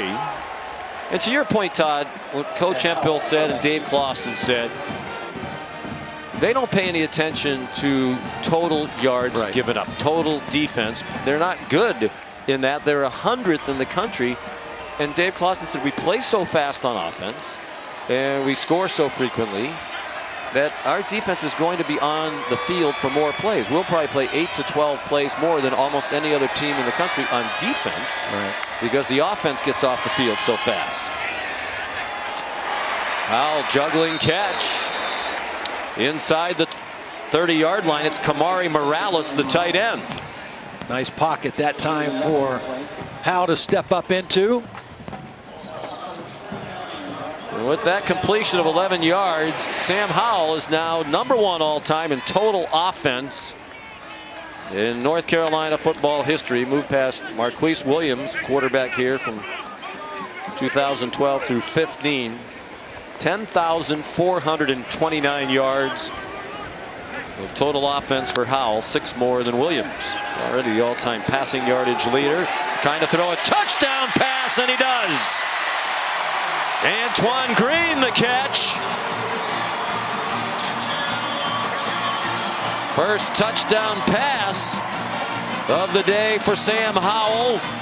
And that is 34 straight games with a TD throw, all 34 of his career, extending the longest active streak in college football. And they're going to go for 2 here with just under 5 minutes to go in the third quarter. Boy, these two quarterbacks are fun. We saw Sam Hartman read a corner blitz and get the ball out for a touchdown. That time, Sam Howell saw a safety blitz and threw the opposite side, knew he had man coverage. Take a look at this now. Sam Howell is going to know that he's got a safety blitz, full pressure. He sees it coming, and he knows he's got one-on-one out here. And this is against Zion Keith, number 28. Remember, Gavin Holmes, one of the starting corners, out for the rest of the game. He goes right at Zion Keith, and Antoine Green gets the touchdown. Slight underthrow, receiver has a chance, goes up and gets the ball, but he read the blitz, he had it picked up, he got rid of the football, and we've seen both of the quarterbacks today make those kind of decisions and plays, and what a career for Sam Howell. And again, to watch him play with the kind of grit and toughness this year and running the football is incredible. Sam's done this in 3 years. Freshman here in the ACC, and he had a tremendous season as a freshman. Threw 38 touchdown passes in 2019 and only 7 interceptions. I mean, for a freshman to have that kind of touchdown to interception ratio is pretty impressive. That was his 88th career touchdown pass, adding to his Carolina record, one of the best of all time in the ACC. Wide open, they get the 2. They had to burn a timeout to do it. Garrett Walston the catch. There's a flag down. I think they're going to get the center for holding, but it really is kind of a chintzy call. Offense number 69. It's kind of chintzy because the defender just kind of submarined the center. And all he did was basically fall on top of him. Watch what happens. The defender right in the middle is just going to go submarine under the center. I mean, that you can't call holding there. He's not going to get to the quarterback. That's terrible. Well-conceived play, well-designed play. Garrett Walston wide open. Yeah, he's explaining. You're right. Kieran Johnson, former walk-on, become their starting center. Now it'll be Atkins. This is still an important point. Gets them within 11. I don't think, Mac Brown told us yesterday he sent a lot of films into the ACC officiating office this year. That'll probably be another one. Well, it was more just a reaction to knock him down with his hands, but nonetheless, Sam Howell in the history books, pretty good company. Some great quarterbacks this league has put out.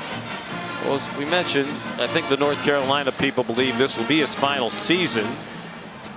But he will probably move past maybe all but Taj Boyd before this season is over. Of course, they're playing for bowl eligibility. They're 4-4 right now. That's his dad, Duke, who was a high school coach, got out of coaching so he could come watch Sam play regularly. Sam told us yesterday his dad might go back to coaching when Sam goes on to pro football. Jonathan Kim kicks off. Keyshawn Williams makes the fair catch. Here's Kevin Nagandi.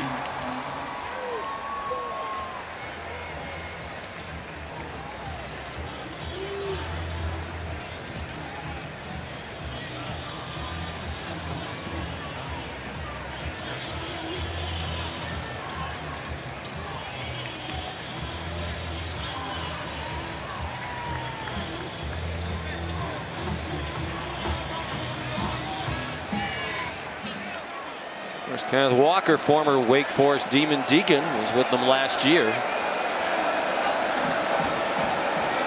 We asked Sam Hartman about that. He said, yeah, we're happy for Walker, but he said, I wouldn't trade the 3 guys I have carrying the load for me for anybody. Great effort there by Christian Beal Smith for a 5-yard gain. You know, and I think that what they have this year is kind of part and parcel of what this team is about. Very unselfish group. I mean, they don't care who gets the most carries, the glory. You have 3 running backs. So the negative is none of them get to be a star. The positive is you're going to have fresh legs all through the game. And you're going to be able to lean on that running game with fresh backs in fourth quarters. Hartman, nice move after the catch. Keyshawn Williams, the freshman from Philadelphia, with enough for the first down. That was one of the things Dave Clawson has tried to build. He said in recent years sometimes there were players who were more about me than we. Right. He said this year we have a team filled with players. It's about we, not me. Sam Hartman.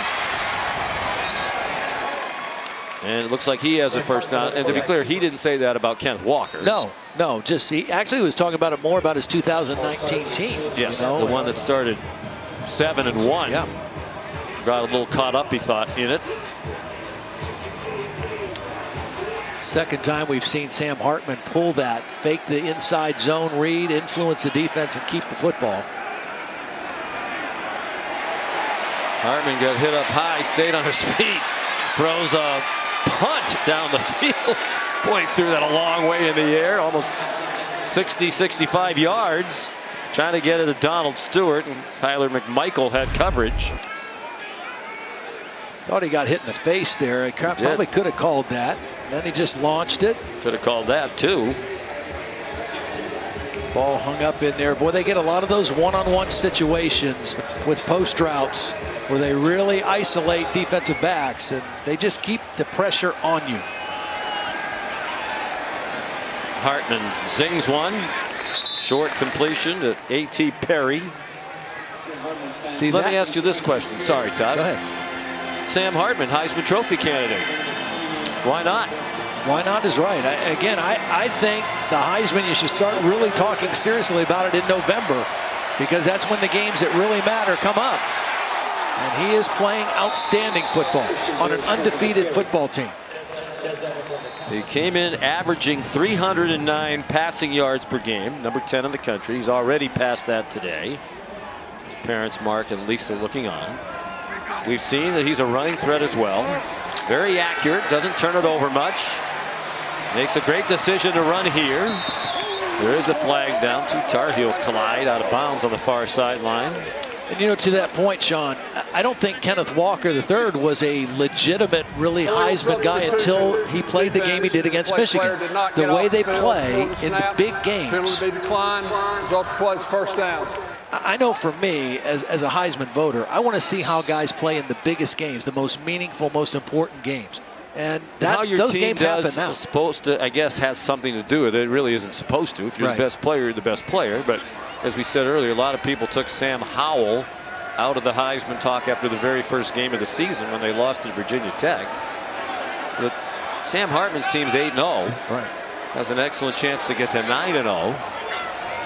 And they're the only offense in college football that has scored 35 points or more every single game. And he's running the show. The average is 15.8 per completion, number 8 in the country. 9.9 yards per pass attempt, number 4 in the country. Touchdown pass in 10 straight games. And this is not the easiest offense to run. I mean, just managing this slow mesh is unusual. We asked him to explain it to you yesterday. He said, I really can't. It's very hard to put in words. 10-yard penalty to second down. Another hold on Michael Juergens, the center. Flag day for Jeff Flanagan and his crew today. Basically what they try to do with this offense and with this run game is it's a deliberate run game, and they try to get double teams up front. Juergens is blocking 1-on-1. He's the one guilty of the hold. Clearly holding. But they try to maintain these double team blocks, and then they use the play action pass off of every run action that they have. And they lull you to sleep a little bit to either pop a run or throw one over the top of your head. The leading rusher, Christian Beal-Smith, is the injured player, redshirt junior from Winston-Salem, which is where Wake Forest is located.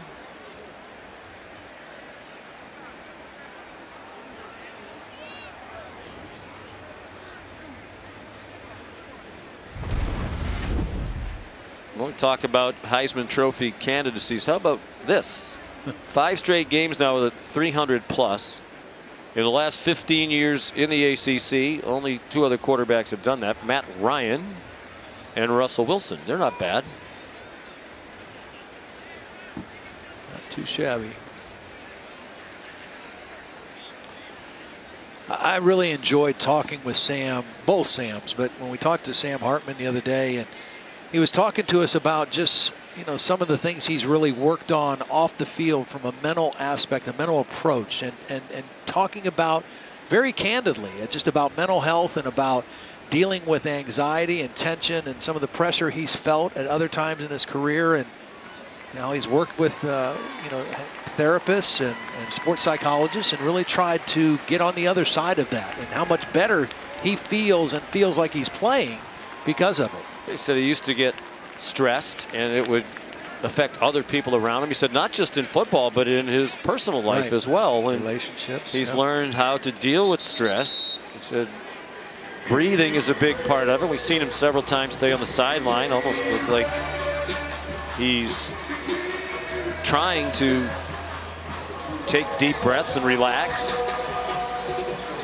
And he volunteered that really as a way to say to us, I think people should take advantage of the opportunity to address whatever it might be from a mental standpoint that can improve the quality of their life.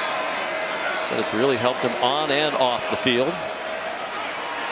They bring a blitz at him. Conley didn't get him. Hartman throws on the run. Keyshawn Williams shoved out of bounds inside the 25. Well, I thought his best description of it was, he says, as an athlete, as a player, you want to be like a fine-tuned machine, a well-oiled machine, and the breathing is like that good oil, and tension and anxiety is like rust on the machine or on the engine. And I was very impressed with how he put that. He's surrounded, has the ball batted down by Miles Murphy, sophomore defensive lineman out of Greensboro, who Jay Bateman, the coordinator, says is the most talented player on this North Carolina defense. Big third down stop right there. Murphy knocked the ball down, and Timon Fox knocked the quarterback down. So they got a hit on the quarterback, and they forced the field goal attempt. By Nick Skiba. Be a 42-yard try.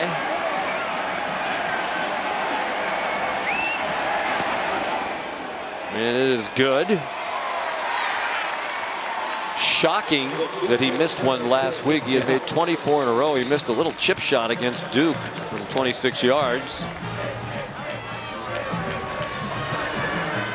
Skiba back in 2018 and 2019 made 34 in a row, the NCAA record. Let's check in down on the field. Here's Molly McGrath.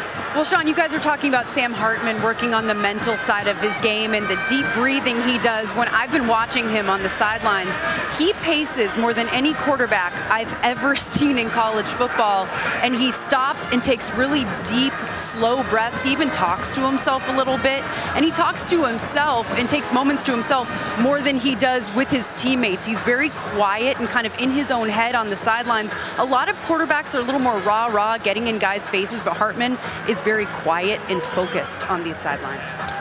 Yeah, I definitely noticed that he, even from our vantage point, that he spends a lot of time kind of by himself, just walking behind the bench. And of course, Molly, you have an even better view of it, but very interesting. But obviously, whatever it is he's doing is working, and working well for him.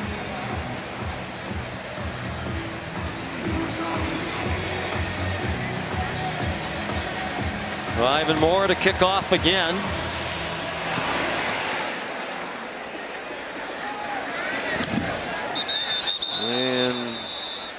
Chandler takes a knee. They'll bring it out to the 25.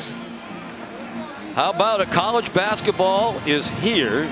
The season will tip off Tuesday with a great lineup on ESPN. The women's hoop matchup of the day is at 5 Eastern. Number 1, South Carolina, coached by the brilliant Don Staley, takes on 5th-ranked NC State. Then to the Champions Classic at Madison Square Garden. Game 1 is Kansas against Michigan State. Then they'll have the exclusive reveal of the college football playoff top 25. And then the nightcap at the Champions Classic, Kentucky and Duke. Great way to start college hoop season. Deep throw for Olsen, and it's broken up. Jasir Taylor. I'm surprised that did not draw a flag. Now I know that you don't have to, there's no face guarding penalty, but Jasir Taylor has no idea where the ball is, and I think he makes contact as the ball's getting there. Obviously has no idea where the ball, but to me that's pass interference. Matt Austin from his palatial home nodding his head in agreement with Utah. The crowd has seen a couple of replays and they're booing as well. You know, and North Carolina, Sean, you almost get the feeling they have to answer here, right? They've got to stay within striking distance at 7 touchdown. points. Yes. Field goals no go more out field the window now. They're down 14. They need a touchdown. They need to hang right in there as we get ready to start the 4th quarter, because their defense is going to struggle the rest of the game stopping Wake Forest.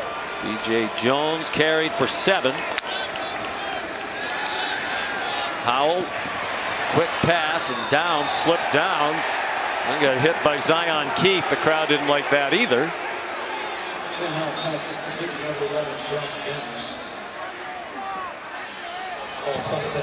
Downs is the nephew of Dre Bly, who was a great defensive back here and is now their cornerbacks coach. Just a sophomore, little guy. They list him at 5'10". He admitted to Molly McGrath he's not 5'10", a little under that.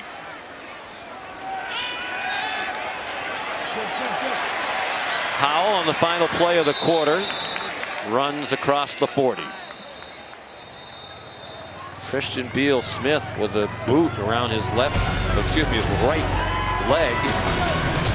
That's terrible news for Wake Forest. They lead by 14. Our coverage on ABC will return after this message and a word from our ABC stations.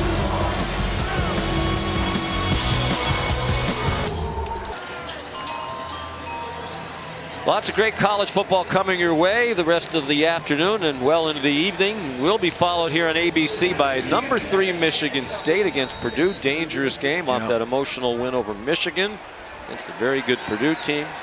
Oklahoma State, West Virginia. Oregon-Washington game will be fun tonight too. Those teams do not care for each other. We've done that game a few times in recent years. It is a heated rivalry. Chase Jones throws down Sam Howell. Didn't quite get to the first down marker.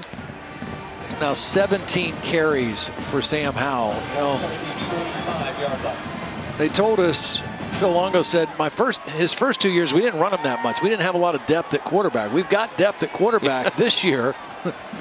Good for you, Sam. You get to run more. He says he likes running, ran a lot in high school, but he is running the football a lot. And as Sam Howell also said, last year when they had NFL players at running back and depth at running back, they didn't need to run Howell. Right. He throws for a first down to Antoine Green. Yeah, it's better to give it to Javonte Williams and Michael Carter, right? Yes. Instead of the quarterback run. Do you think Phil Longo said that to Sam Howell? You know what? We really don't care if you get beat up because we have 2 really good quarterbacks behind you. I'm not sure he explained it the same way to Sam that he did to us. Sam is loving it. He asked him yesterday, do you like running the ball? He said, I love it. Both quarterbacks said that. And Howell is 4 yards away from another 100-yard rushing game, which would be his 5th of the season. Ty Chandler into Wake territory.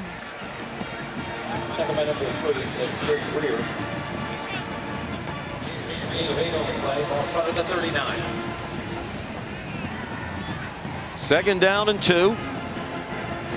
Chandler now their leading rusher. He's over 100 for the 3rd time this season with 104 on 13 carries, 8 per carry. They fake the handoff to Chandler. Howell launches it out of bounds. Here's Molly. Well, Sean, at halftime, Mac Brown told me this game would come down to them making big plays in the passing game down the stretch. And Wake Forest is without 3 crucial DBs right now. Gavin Holmes is out after having x-rays on his left hand and wrist. Kalen Carson is back in the locker room for evaluation after them looking at his shoulder and neck area. And Malik Mustafa on the sideline treated for right leg injury. Well, that depth that Dave Clawson is excited about getting put to the test. Remember, they also lost Christian Beal-Smith on their way to the locker room, one of their talented running backs. Saw the freshman Gavin Holmes with that left-handed wrist already wrapped up. He did bend it very awkwardly. Howell enough to move the chains on the completion to Kamari Morales. Oh boy. If this goes, hopefully this will be against both teams and not one. Number 2 on the defense. That's number 2's first. The sportsmanlike conduct foul. Penalty's 15 yards. First down. I mean, it was Ty Chandler and the defender. I mean, it was 2 guys. They both were involved. You always say, well, it's always the second guy who gets caught. To me, that should be unsportsmanlike both ways, and just go ahead and play the next down. Matt, did you see anything there that you'd like to add to? Well, I agree with Todd. The North Carolina player had a handful of his jersey, wasn't letting go, and all the guy did was swipe his hand away. So I would like nothing there, to be honest with you. That'd be the best. And Chandler could not escape. Excellent penetration by Miles Fox. Transfer from Old Dominion, got an undergraduate degree there, and then came to Wake Forest. Yeah, just take a look. Quick penetration. Got right past the center and right guard. Guy who's played a lot of football. What they tell us is 7th year, right? Old Dominion. And I mean, there's a lot of guys like that in college football, right? That are getting a 7th year, 6th year, the COVID year, the super seniors. He missed all of 2019 with a torn Achilles suffered in practice. Was the comeback player of the year in the ACC last year. Nice throw by Howell, and the catch by Morales.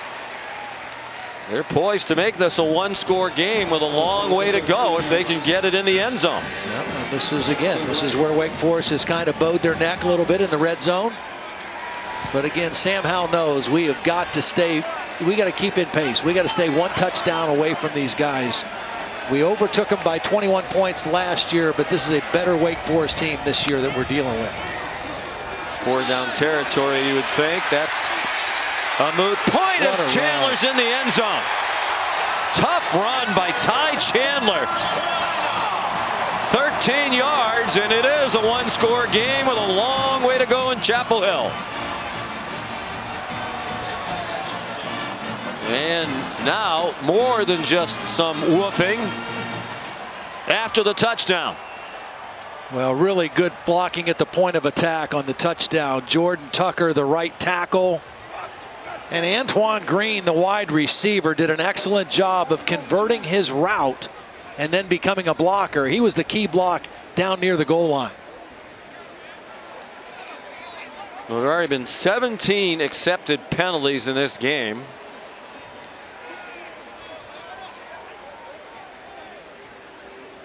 Well, the flag was thrown well before any of this happened.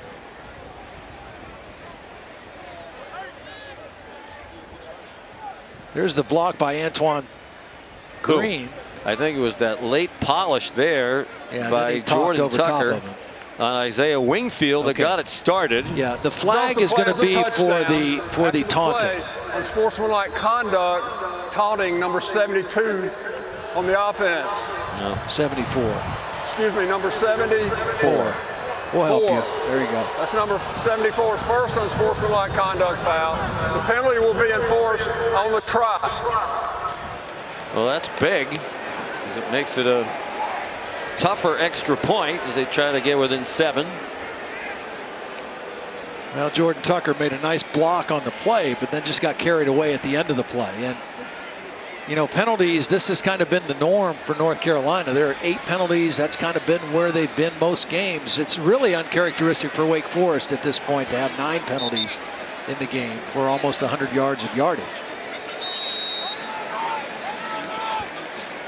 Here's Grayson Atkins. What is the equivalent of a 35-yard field goal? He'll only get 1 point if he can knock this extra point through. NFL extra point try, and he nailed it. Excellent kicker, transfer from Furman. So another nice day for Chandler, averaging 7.6 per carry. He's been in the end zone twice. And it is a 7-point game. When you look at it from the Progressive Pylon Camp. 11:22 to go.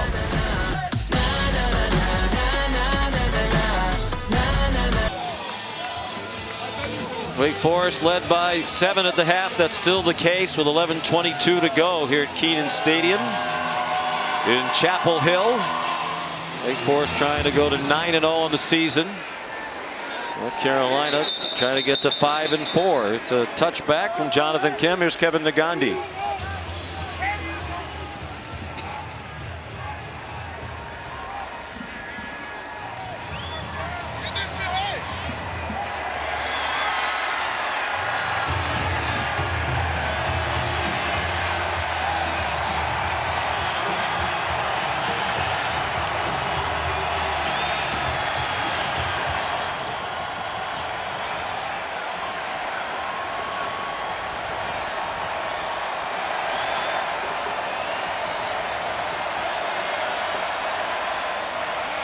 All right, Kevin, thank you. Little game pressure now on Wake Forest.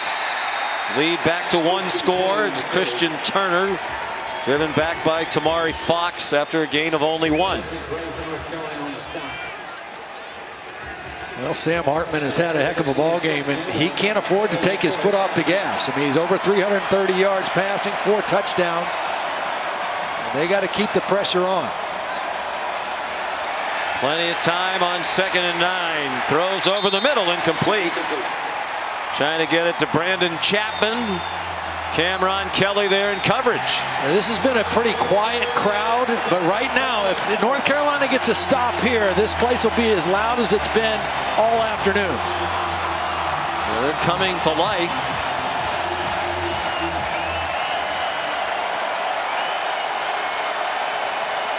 Third down and 9. Wake is 6 out of 13 on 3rd down. Hartman stepped up in the pocket, throws an interception. Picked off by Kelly again. And he brings it back to the 21-yard line. Well, for the 2nd time in a row, Cam Kelly, they're in zone defense. 3rd and long. Cam Kelly is going to be the top of the right of your screen. He's got eyes on the quarterback. He's the outside defender, and he just cuts right in front of the intended receiver. When you play zone, you eyes the quarterback. When you play man, your eyes are on the receiver. And for the 2nd time in this ball game, Cam Kelly, reading the eyes of Sam Hartman, picks him off, and this time returns it deep into North Carolina territory, or into Wake Forest territory. 2 interceptions today, 4 for the season for Kelly, junior from Chesapeake, Virginia, and a transfer from Auburn. Hartman came in having thrown only 3 picks all year. Oh boy, Howell almost threw it right back to him. DJ Taylor had his hands on it, batted it up in the air, couldn't haul it in. Yeah, he's looking outside at his receiver, Antoine Green, and did not see the inside linebacker coming towards the ball. Very lucky that one wasn't picked off.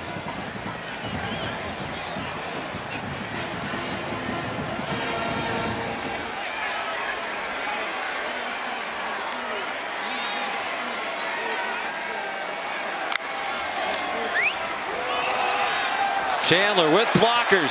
Ty Chandler, another touchdown.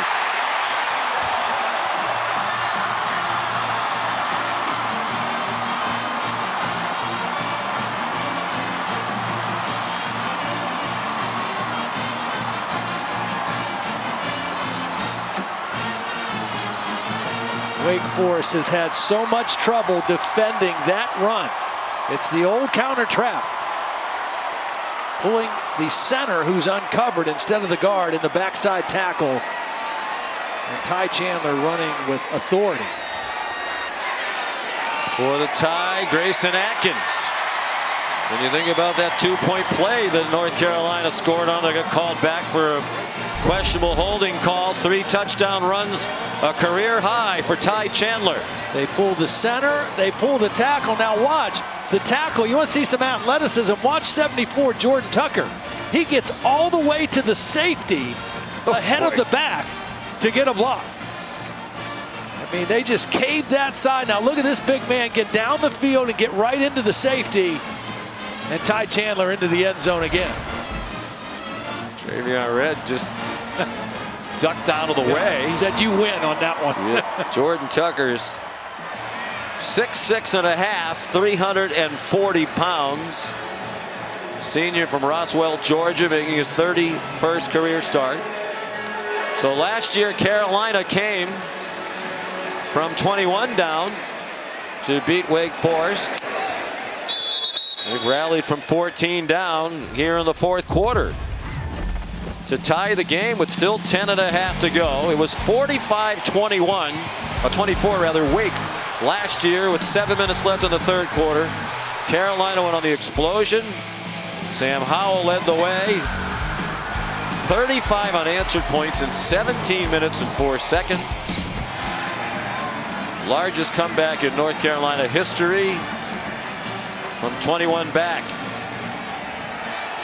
Well, the biggest story of this game right now, coming into the game, Wake Forest +10 in turnover margin, one of the best in the country, and they're -1 in the ball game so far today. Hartman hits his pass on first down. A lot of time left for sure.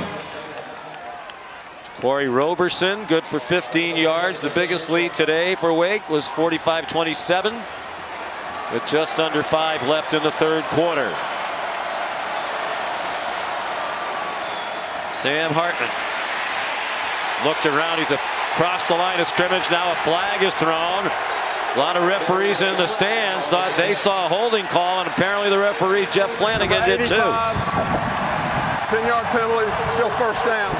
Yeah, they got the tight end Blake Whitehart as the quarterback left the pocket, and this happens all the time. A defender goes to make a play, and the blocker just instinctively is going to reach out and grab. Watch, he doesn't know where the quarterback is. He thinks he's in the pocket, and then when Hartman leaves, his guy takes off after him, and there's the grab that allowed Hartman to get to the corner. And a handful of Power Eccles, the freshman, has seen a lot more playing time than expected today with the disqualification for targeting of their defensive leader, Jeremiah Gemmel.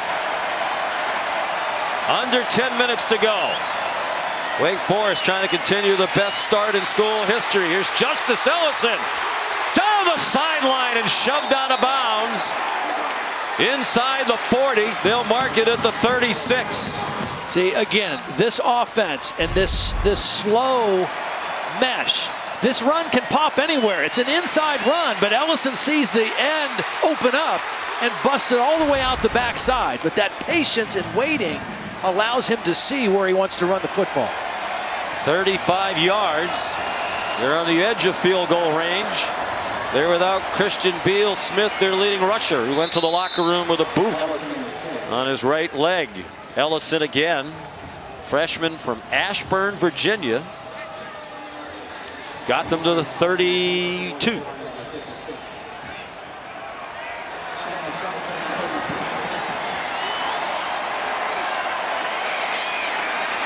Ellison again, the motto for this Wake Forest team.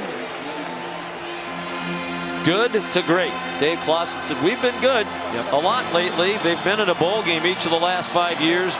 We haven't had that breakthrough season. If they're going to have it this year, they likely need to reclaim the lead here and go on and win. Ellison, the freshman, thrust into the spotlight without Christian Beal Smith. He got popped down by Cedric Gray, 2 yards short of the line to make. Well, that time they set the edge. On the long run, the 30-plus yard run, North Carolina did not set the edge. That time Cedric Gray did. They're going for it on 4th down and 2.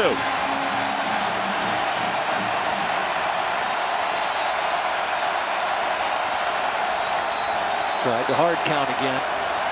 Four-man rush. They're throwing and it gets batted down. Raymond Vohasek in the middle of that defensive line. Remember, the quarterback does not get very deep in the play-action game that Wake Forest runs. Vohasek knows that. All he needs is a little push. Here he is. Watch him get a little bit of push and then a big hand up to knock the ball away on 4th down. What a stop by the Tar Heel defense.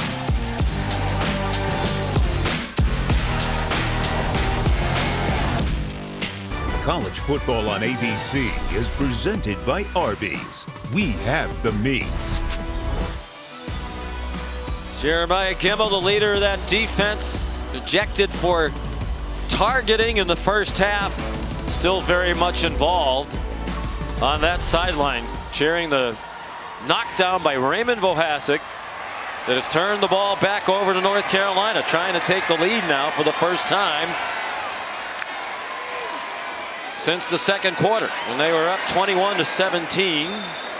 Ty Chandler ahead for a couple. If you joined us late, early on, it was back and forth. They were matching scores. There were 6 lead changes. Since then, Wake Forest seemed to be pretty comfortably in control. Big turnover. Hartman's second interception thrown to Cameron Kelly today.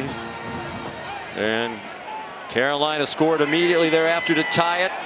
Now taking over on downs, they can take the lead. Clausen decided to forego the field goal try with one of the best kickers in the history of college football. Ty Chandler chopped down by Nasir Greer. Now the running game of North Carolina behind this offensive line that is playing with more and more confidence as this season has gone on. They weren't really good when the season started. They thought it would be a strength. They did not play well early. They had some problems with injury at center, but they are coming on, and now at 255 yards rushing in the ball game, they've got this Wake Forest defense on their heels a little bit. 3rd down and 4. What do you expect? Quarterback draw, and it's a first down. I'm a little surprised that Wake Forest wasn't a bit more prepared for that. I mean, they love that play in key situations. Well, it's not an easy play to defend because you've got an extra blocker with the back and you release one of the linemen who's uncovered onto a linebacker. You still have to cover the receivers, but Hal just has a really good feel for running that play, and he has good timing with it. They have converted on 6 straight 3rd downs now. DJ Jones couldn't break free from Luke Masterson. He's been a good player for a long time.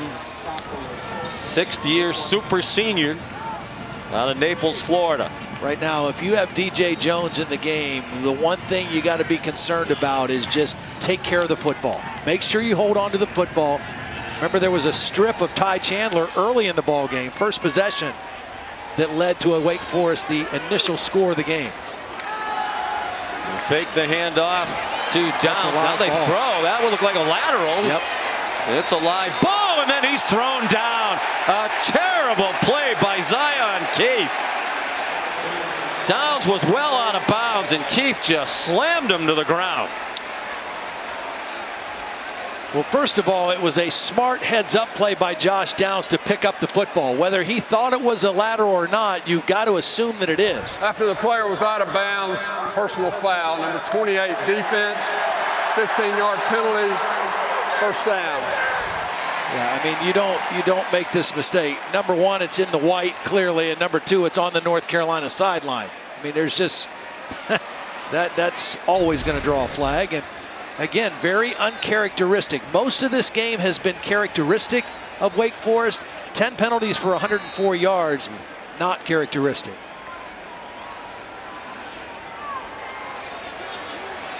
$19 penalties accepted in this game combined.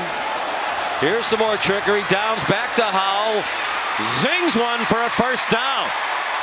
Antoine Green to the 36-yard line of Wake Forest for a 13-yard play. Well, you got a bunch set. So here's the receiver, and the tight end's going to go slow and release down the field. But they held up the tight end. That was the deep option. He came underneath to Antoine Green, which was the second read Good decision by Sam Howell on the trick play. Don't force it down the field if it's not there.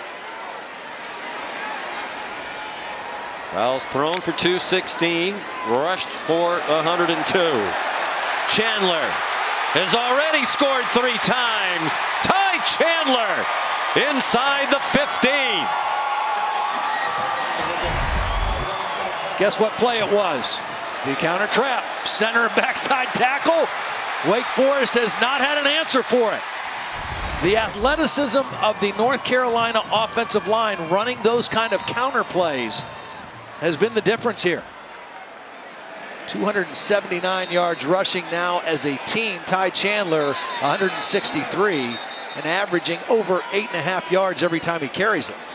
His career high, the only game he's ever rushed for more than today was 198 back in September against Virginia.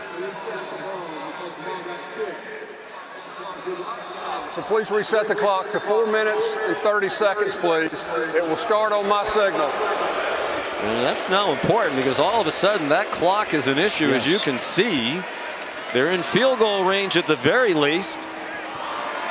Wake does have all 3 of its timeouts, but Dave Clawson's team, uncharacteristic turnovers and penalties, and in trouble.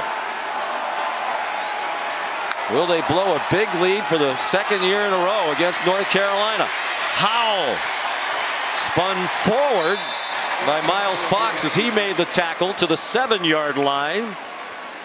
It looked like Miles Fox was trying to rip the ball out as Sam Howell was slow to get off the field.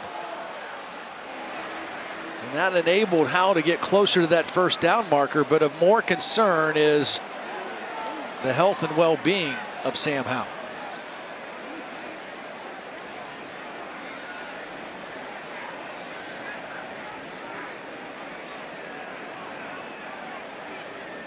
They lost a shoe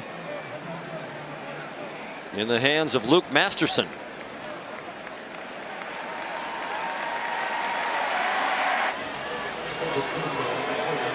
While we were away, Sam Howell got up, ran off the field. He appears to be okay, but he has to stay out for a play. So welcome to the game, Jacoby Criswell, in a tie game with under 4 minutes to go.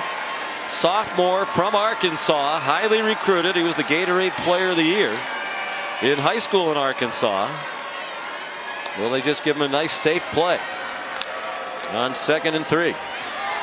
Yes, they do. A handoff to Chandler. He gets 1, and here comes Howell. I think Sam just got the wind knocked out of him. You know, the one thing that Criswell did pretty well there, and he was coached up on the sideline, is they wanted to use clock too. He did not snap the ball quickly. Right now the clock is your friend. You are already in great scoring position. If you convert here on 3rd down, you can eat up even more time. So Sam Howell will do the same thing. Eat as much clock as he can. It'd be interesting if they don't convert on 3rd down. What does Mack Brown do? 3 minutes to go. Undefeated Wake Forest in trouble. Nothing doing for Chandler. Rondell Bothroyd the stop. What a play by Bothroyd. You got to kick. I think you got to go for the 3 points. Got to take the lead. Now, the other thing that might happen is, does Dave Clawson use one of his 3 timeouts here? A lot of discussion going on right now. I think North Carolina is going to let the play run all the way down. They can use a timeout, give Mack more time to think about it too if he wants to. The problem is they've run 2 plays and actually lost a yard. This started out 2nd and 2, and now they're 4th and the long 3. And to your point, the time is more likely to be an issue for Wake Forest. Yeah. But they score so quickly. I don't think Dave Clawson is worried about time with all 3 timeouts as briskly as they move. What will happen when we come back? Will they go for it on 4th or kick a go-ahead field goal?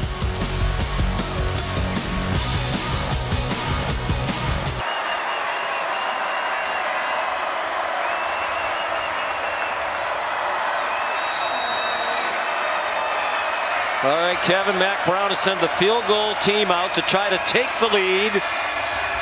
25-yard attempt by Grayson Atkins. Excellent field goal kicker. And right down the middle. So last year they rallied from 21 down to beat Sam Hartman and Wake Forest. Today they were down 18. Were Mac Brown's Tar Heels, and they've rallied to take the lead again with 2:12 to go. Well, it's been a little bit of everything. Some Sam Howell throwing it, a lot of Ty Chandler running it, and some key defensive plays. Cam Kelly with 2 interceptions. This one setting up the last touchdown as they come storming back behind a powerful running game that's 286 yards now in the ball game. This the first lead of the football game with that made field goal by the Tar Heels. And you know, Sean, what we're seeing, and Mac Brown loves what he's seeing.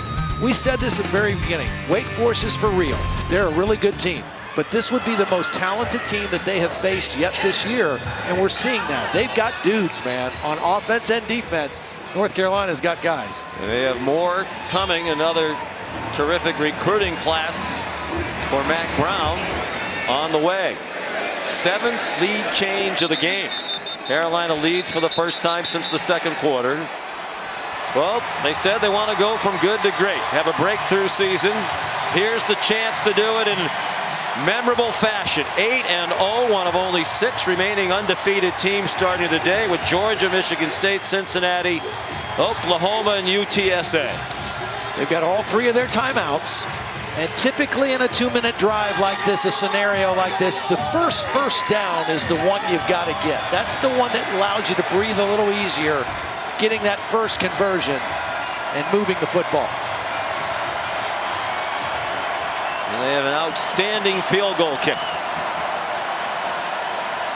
Short set by Hartman. Throws where Perry can't hang on with Storm Duck in coverage. Tell you what, Storm Duck has made a difference for North Carolina's defense being out there. He's a bigger corner. He's working against the big receiver, Perry. And he's very physical playing that boundary corner.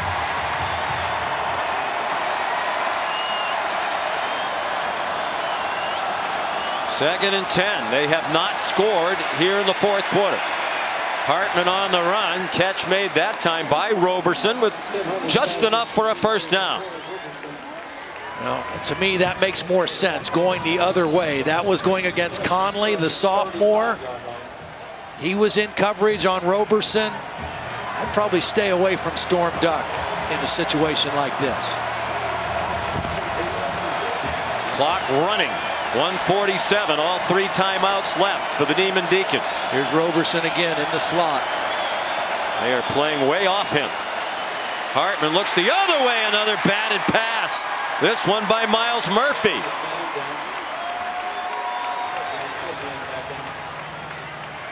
Well, when you talk about North Carolina having dudes, that's what I'm talking about. Miles Murphy, 6'3.5", 305-pound sophomore out of Greensboro. Everybody recruited him. Everybody offered him. I mean, he has got a high ceiling as a player. They're showing blitz, and they bring it from Hartman's left. Couldn't step into the throw. Nobody in the area. Miscommunication with his receivers. Pressure from Tamon Fox. Yeah, Tamon Fox did a great job running right through Zach Tom, who is the best offensive lineman that Wake Forest has.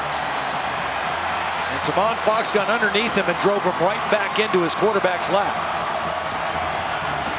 You got to think about at least 5 to 7 yards here. You'd love to get 10, but this is 2-down territory. Obviously, you got to get something positive with this throw. Hartman throws way too high for more, and they had 2 men covering, led by Tony Grimes.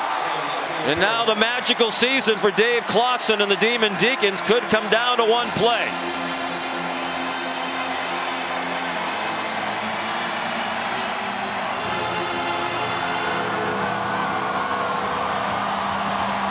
Condensed formation here to the wide side of the field. 3 eligible receivers bunched together. And North Carolina's going to call a timeout. Interesting. When we talked to Jeremiah Gimmel, the linebacker, terrific defensive player for North Carolina, who was disqualified in the first half for targeting, about the challenges of facing this complex Wake Forest offense. What's the biggest challenge? He said those tight bunch formations. Yeah. Figuring out who's supposed to cover what when they line up close together like that. That was the look that they were given.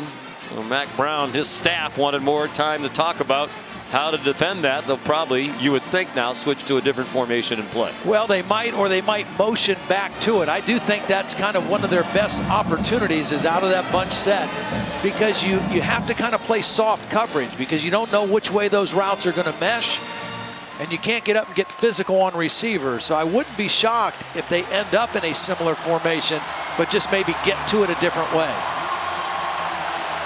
Right now, it looks like more of a 2-by-2 formation. Nope, they're going to go 3 receivers into the boundary with the lone receiver, A.T. Perry, the wide side of the field working on Storm Duck right here. And Duck has kind of had the upper hand of that one-on-one matchup.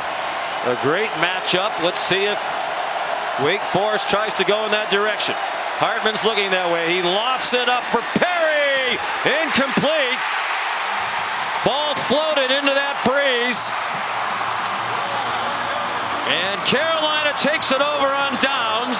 There are flags all over the field. Wake Forest still has 3 timeouts left. This is not over. And if this goes against Carolina for the celebration at the end of the play, that could be big. Because a field goal would put it away. And they're on the fringe of field goal range at the very least if they take over. It's an incomplete pass. Ball will go over on downs. After the play, unsportsmanlike conduct. Number 8, North Carolina removing the helmet. Number 8's first unsportsmanlike conduct foul. The penalty will be 15 yards. We'll start 1st and 10. Well, this is perfect coverage by Storm Duck. They gave the big receiver Perry the wide side of the field. There's no safety help immediate. Storm Duck in position. The ball a little underthrown, fluttered a little bit. And Jeremiah Gimmel, who had to watch from the sidelines the entire second half, the captain, the leader of this defense. A defense that has had their ups and downs for sure. That was a big moment. Penalty takes them back to the 50. Chandler breaking tackles. What a game for Ty Chandler. Into the end zone for the 4th time.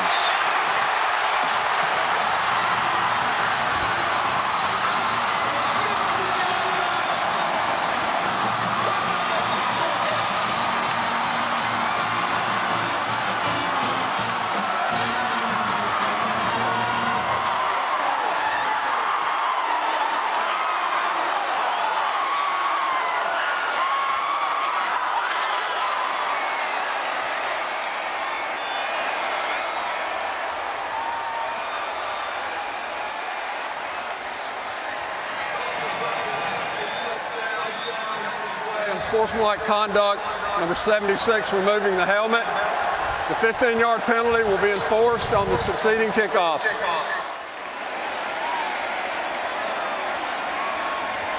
Career high 213 for Ty Chandler, surpassing the 198 he had against Virginia earlier this year, and a career high 4 touchdowns. That one from 50 yards. 336 yards rushing as a team for North Carolina against this Wake Forest defense. The offensive line asserting themselves. Take a look at this last touchdown run. Obviously, Wake Forest has got to gamble a little bit, right? They got to bring linebackers. Watch the right guard and the right tackle just collapse those 2 blitzers inside, and a big hole for Ty Chandler. And then broken tackles of his own. And this guy has had a career day, running with strength, running with vision, running with passion, and North Carolina extends their lead. You know, Phil Longo told us, he said, these next 4 weeks I think are going to be fun because our offense is getting it together. You get a couple turnovers and interceptions from your defense. And North Carolina is not done yet. In shades of last year. Yeah. When they scored 35 unanswered points, at one point down by 21. Came back to win that one 59-53. Mac Brown's team has outscored Wake 24-0 here in the fourth quarter. Wow. Wake had an 18-point lead with just under 5 to go in the third quarter. Wake Forest, because of the penalty, is going to get the ball with excellent field position. Blake Whitehart recovered the kick. And they still have 3 timeouts, a minute 7. Mac Brown will not be pleased with some of these celebration penalties. They're fortunate that Chandler's run wiped out the negative of the celebration after the takeover on downs. I think both of these teams feel the same way, and you've said it. Their offenses are so good. They just say to the defense, just get us a few stops at the right time. Just get a couple stops. That's right. And they did today. That stop, the 2 interceptions by Kelly, huge for the North Carolina defense. Hartman down the middle. Roberson down at the 20. Good protection. Deep dig route. Again, North Carolina going to try to keep everything in front. But that was a lot of yardage to give up on a first down play. Sure was. 26 yards. Clock stopped for a moment to move the chains. They're throwing them more and they're grabbing them. Incomplete with Storm Duck in coverage. The coaches said yesterday, if he's healthy, he is a difference maker. Yeah. That's proven to be very true here today. Well, they think he's the best cover corner guy in the league, in the ACC. Of course, he's got a heck of a coach in Dre Bly. And on that last possession, when they turned him over on downs, Dre Bly made a sprint all the way to the end zone to celebrate with his corner. He was pretty good. He was pretty good. Hartman running out of time. Sam Hartman runs, gets thrown down by Fox at the 14. Dave Clausen will use his first timeout. Yeah. Here's Kevin Nagandi.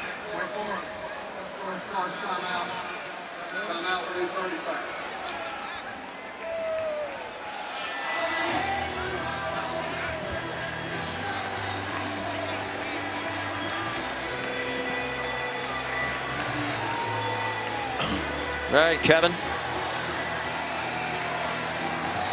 Dave Clausen trying to do something to get a quick score, keep hope alive. Hartman's had a rough fourth quarter. Just 3 out of 12.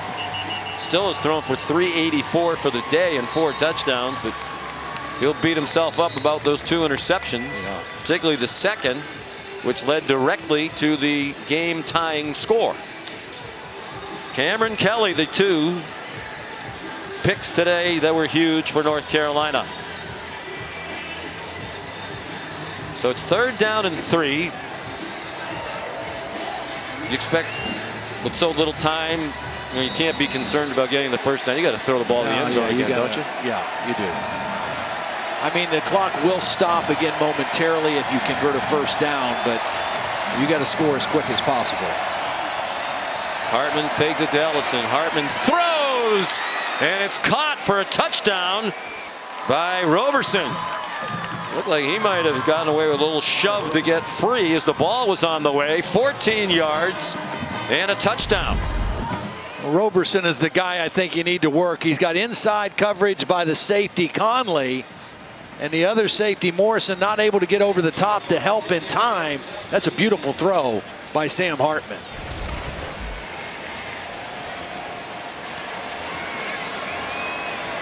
Roberson's second touchdown. He's over 100 yards receiving, 111 on 7 catches. Extra point good. So it is a 3-point game with 37 seconds to go and an onside kick upcoming. We talked with Dave Clausen yesterday. We asked him, how have your special teams been? He said, excellent. I think we're one of the 1 or 2 best in the country when you look at some of the metrics and places like ESPN that grade out special teams. Here's the chance for a big special teams play. They need an onside kick recovery. Yeah, probably the lowest percentage play that there is in football, the onside kick recovery, but they've got a chance. You know, they got that quick score, so they got a chance at it, and it's been the kind of game we expected, right? We knew this was going to be a high-scoring game, an offensive-minded game. Which defense could come up with a couple stops or turnovers, and it's been fun to watch and fun to call. Well, last year, 112 total points, 59-53. We talked about all day the similarities between last year's game and this one. This year, 113 points. One more than last year, and for the second year in a row, a huge comeback by North Carolina.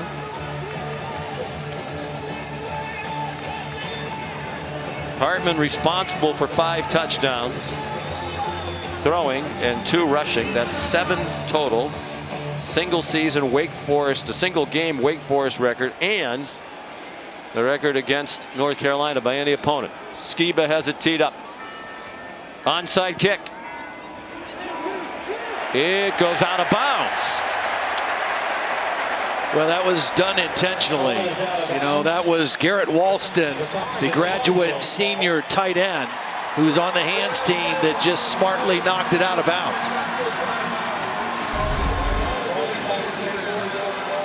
The Skiba kicked a little too hard. They're hoping for the big hop there and somebody to run under it.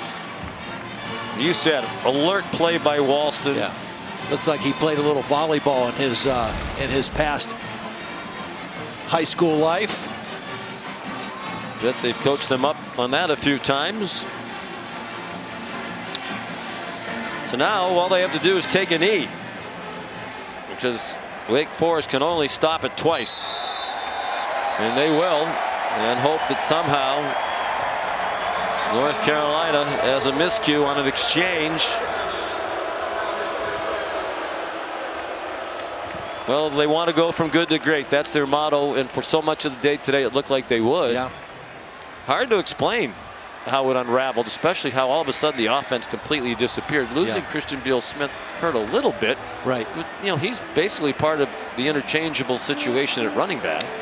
You know, part of it is, too, when we talked to defensive coordinator Lyle Hemphill, we asked him, you know, describe the season for your defense. He said, wildly inconsistent. You know, that's kind of what this was. You know, there were moments when Wake Forest was playing some good defense, especially the situational aspects, and then all of a sudden they could not stop the run at all. They had no answer for Ty Chandler. And the things they don't do that are part of their formula. Penalties, 11 of them today for 119. Turnovers, 2, but both led to a touchdown for North Carolina. Here's Kevin Nagandi.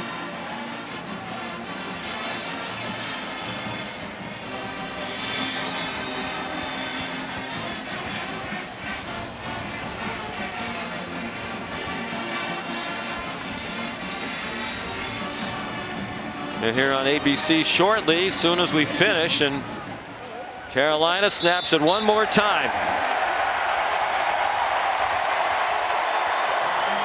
So the perfect season is out the window for Wake Forest.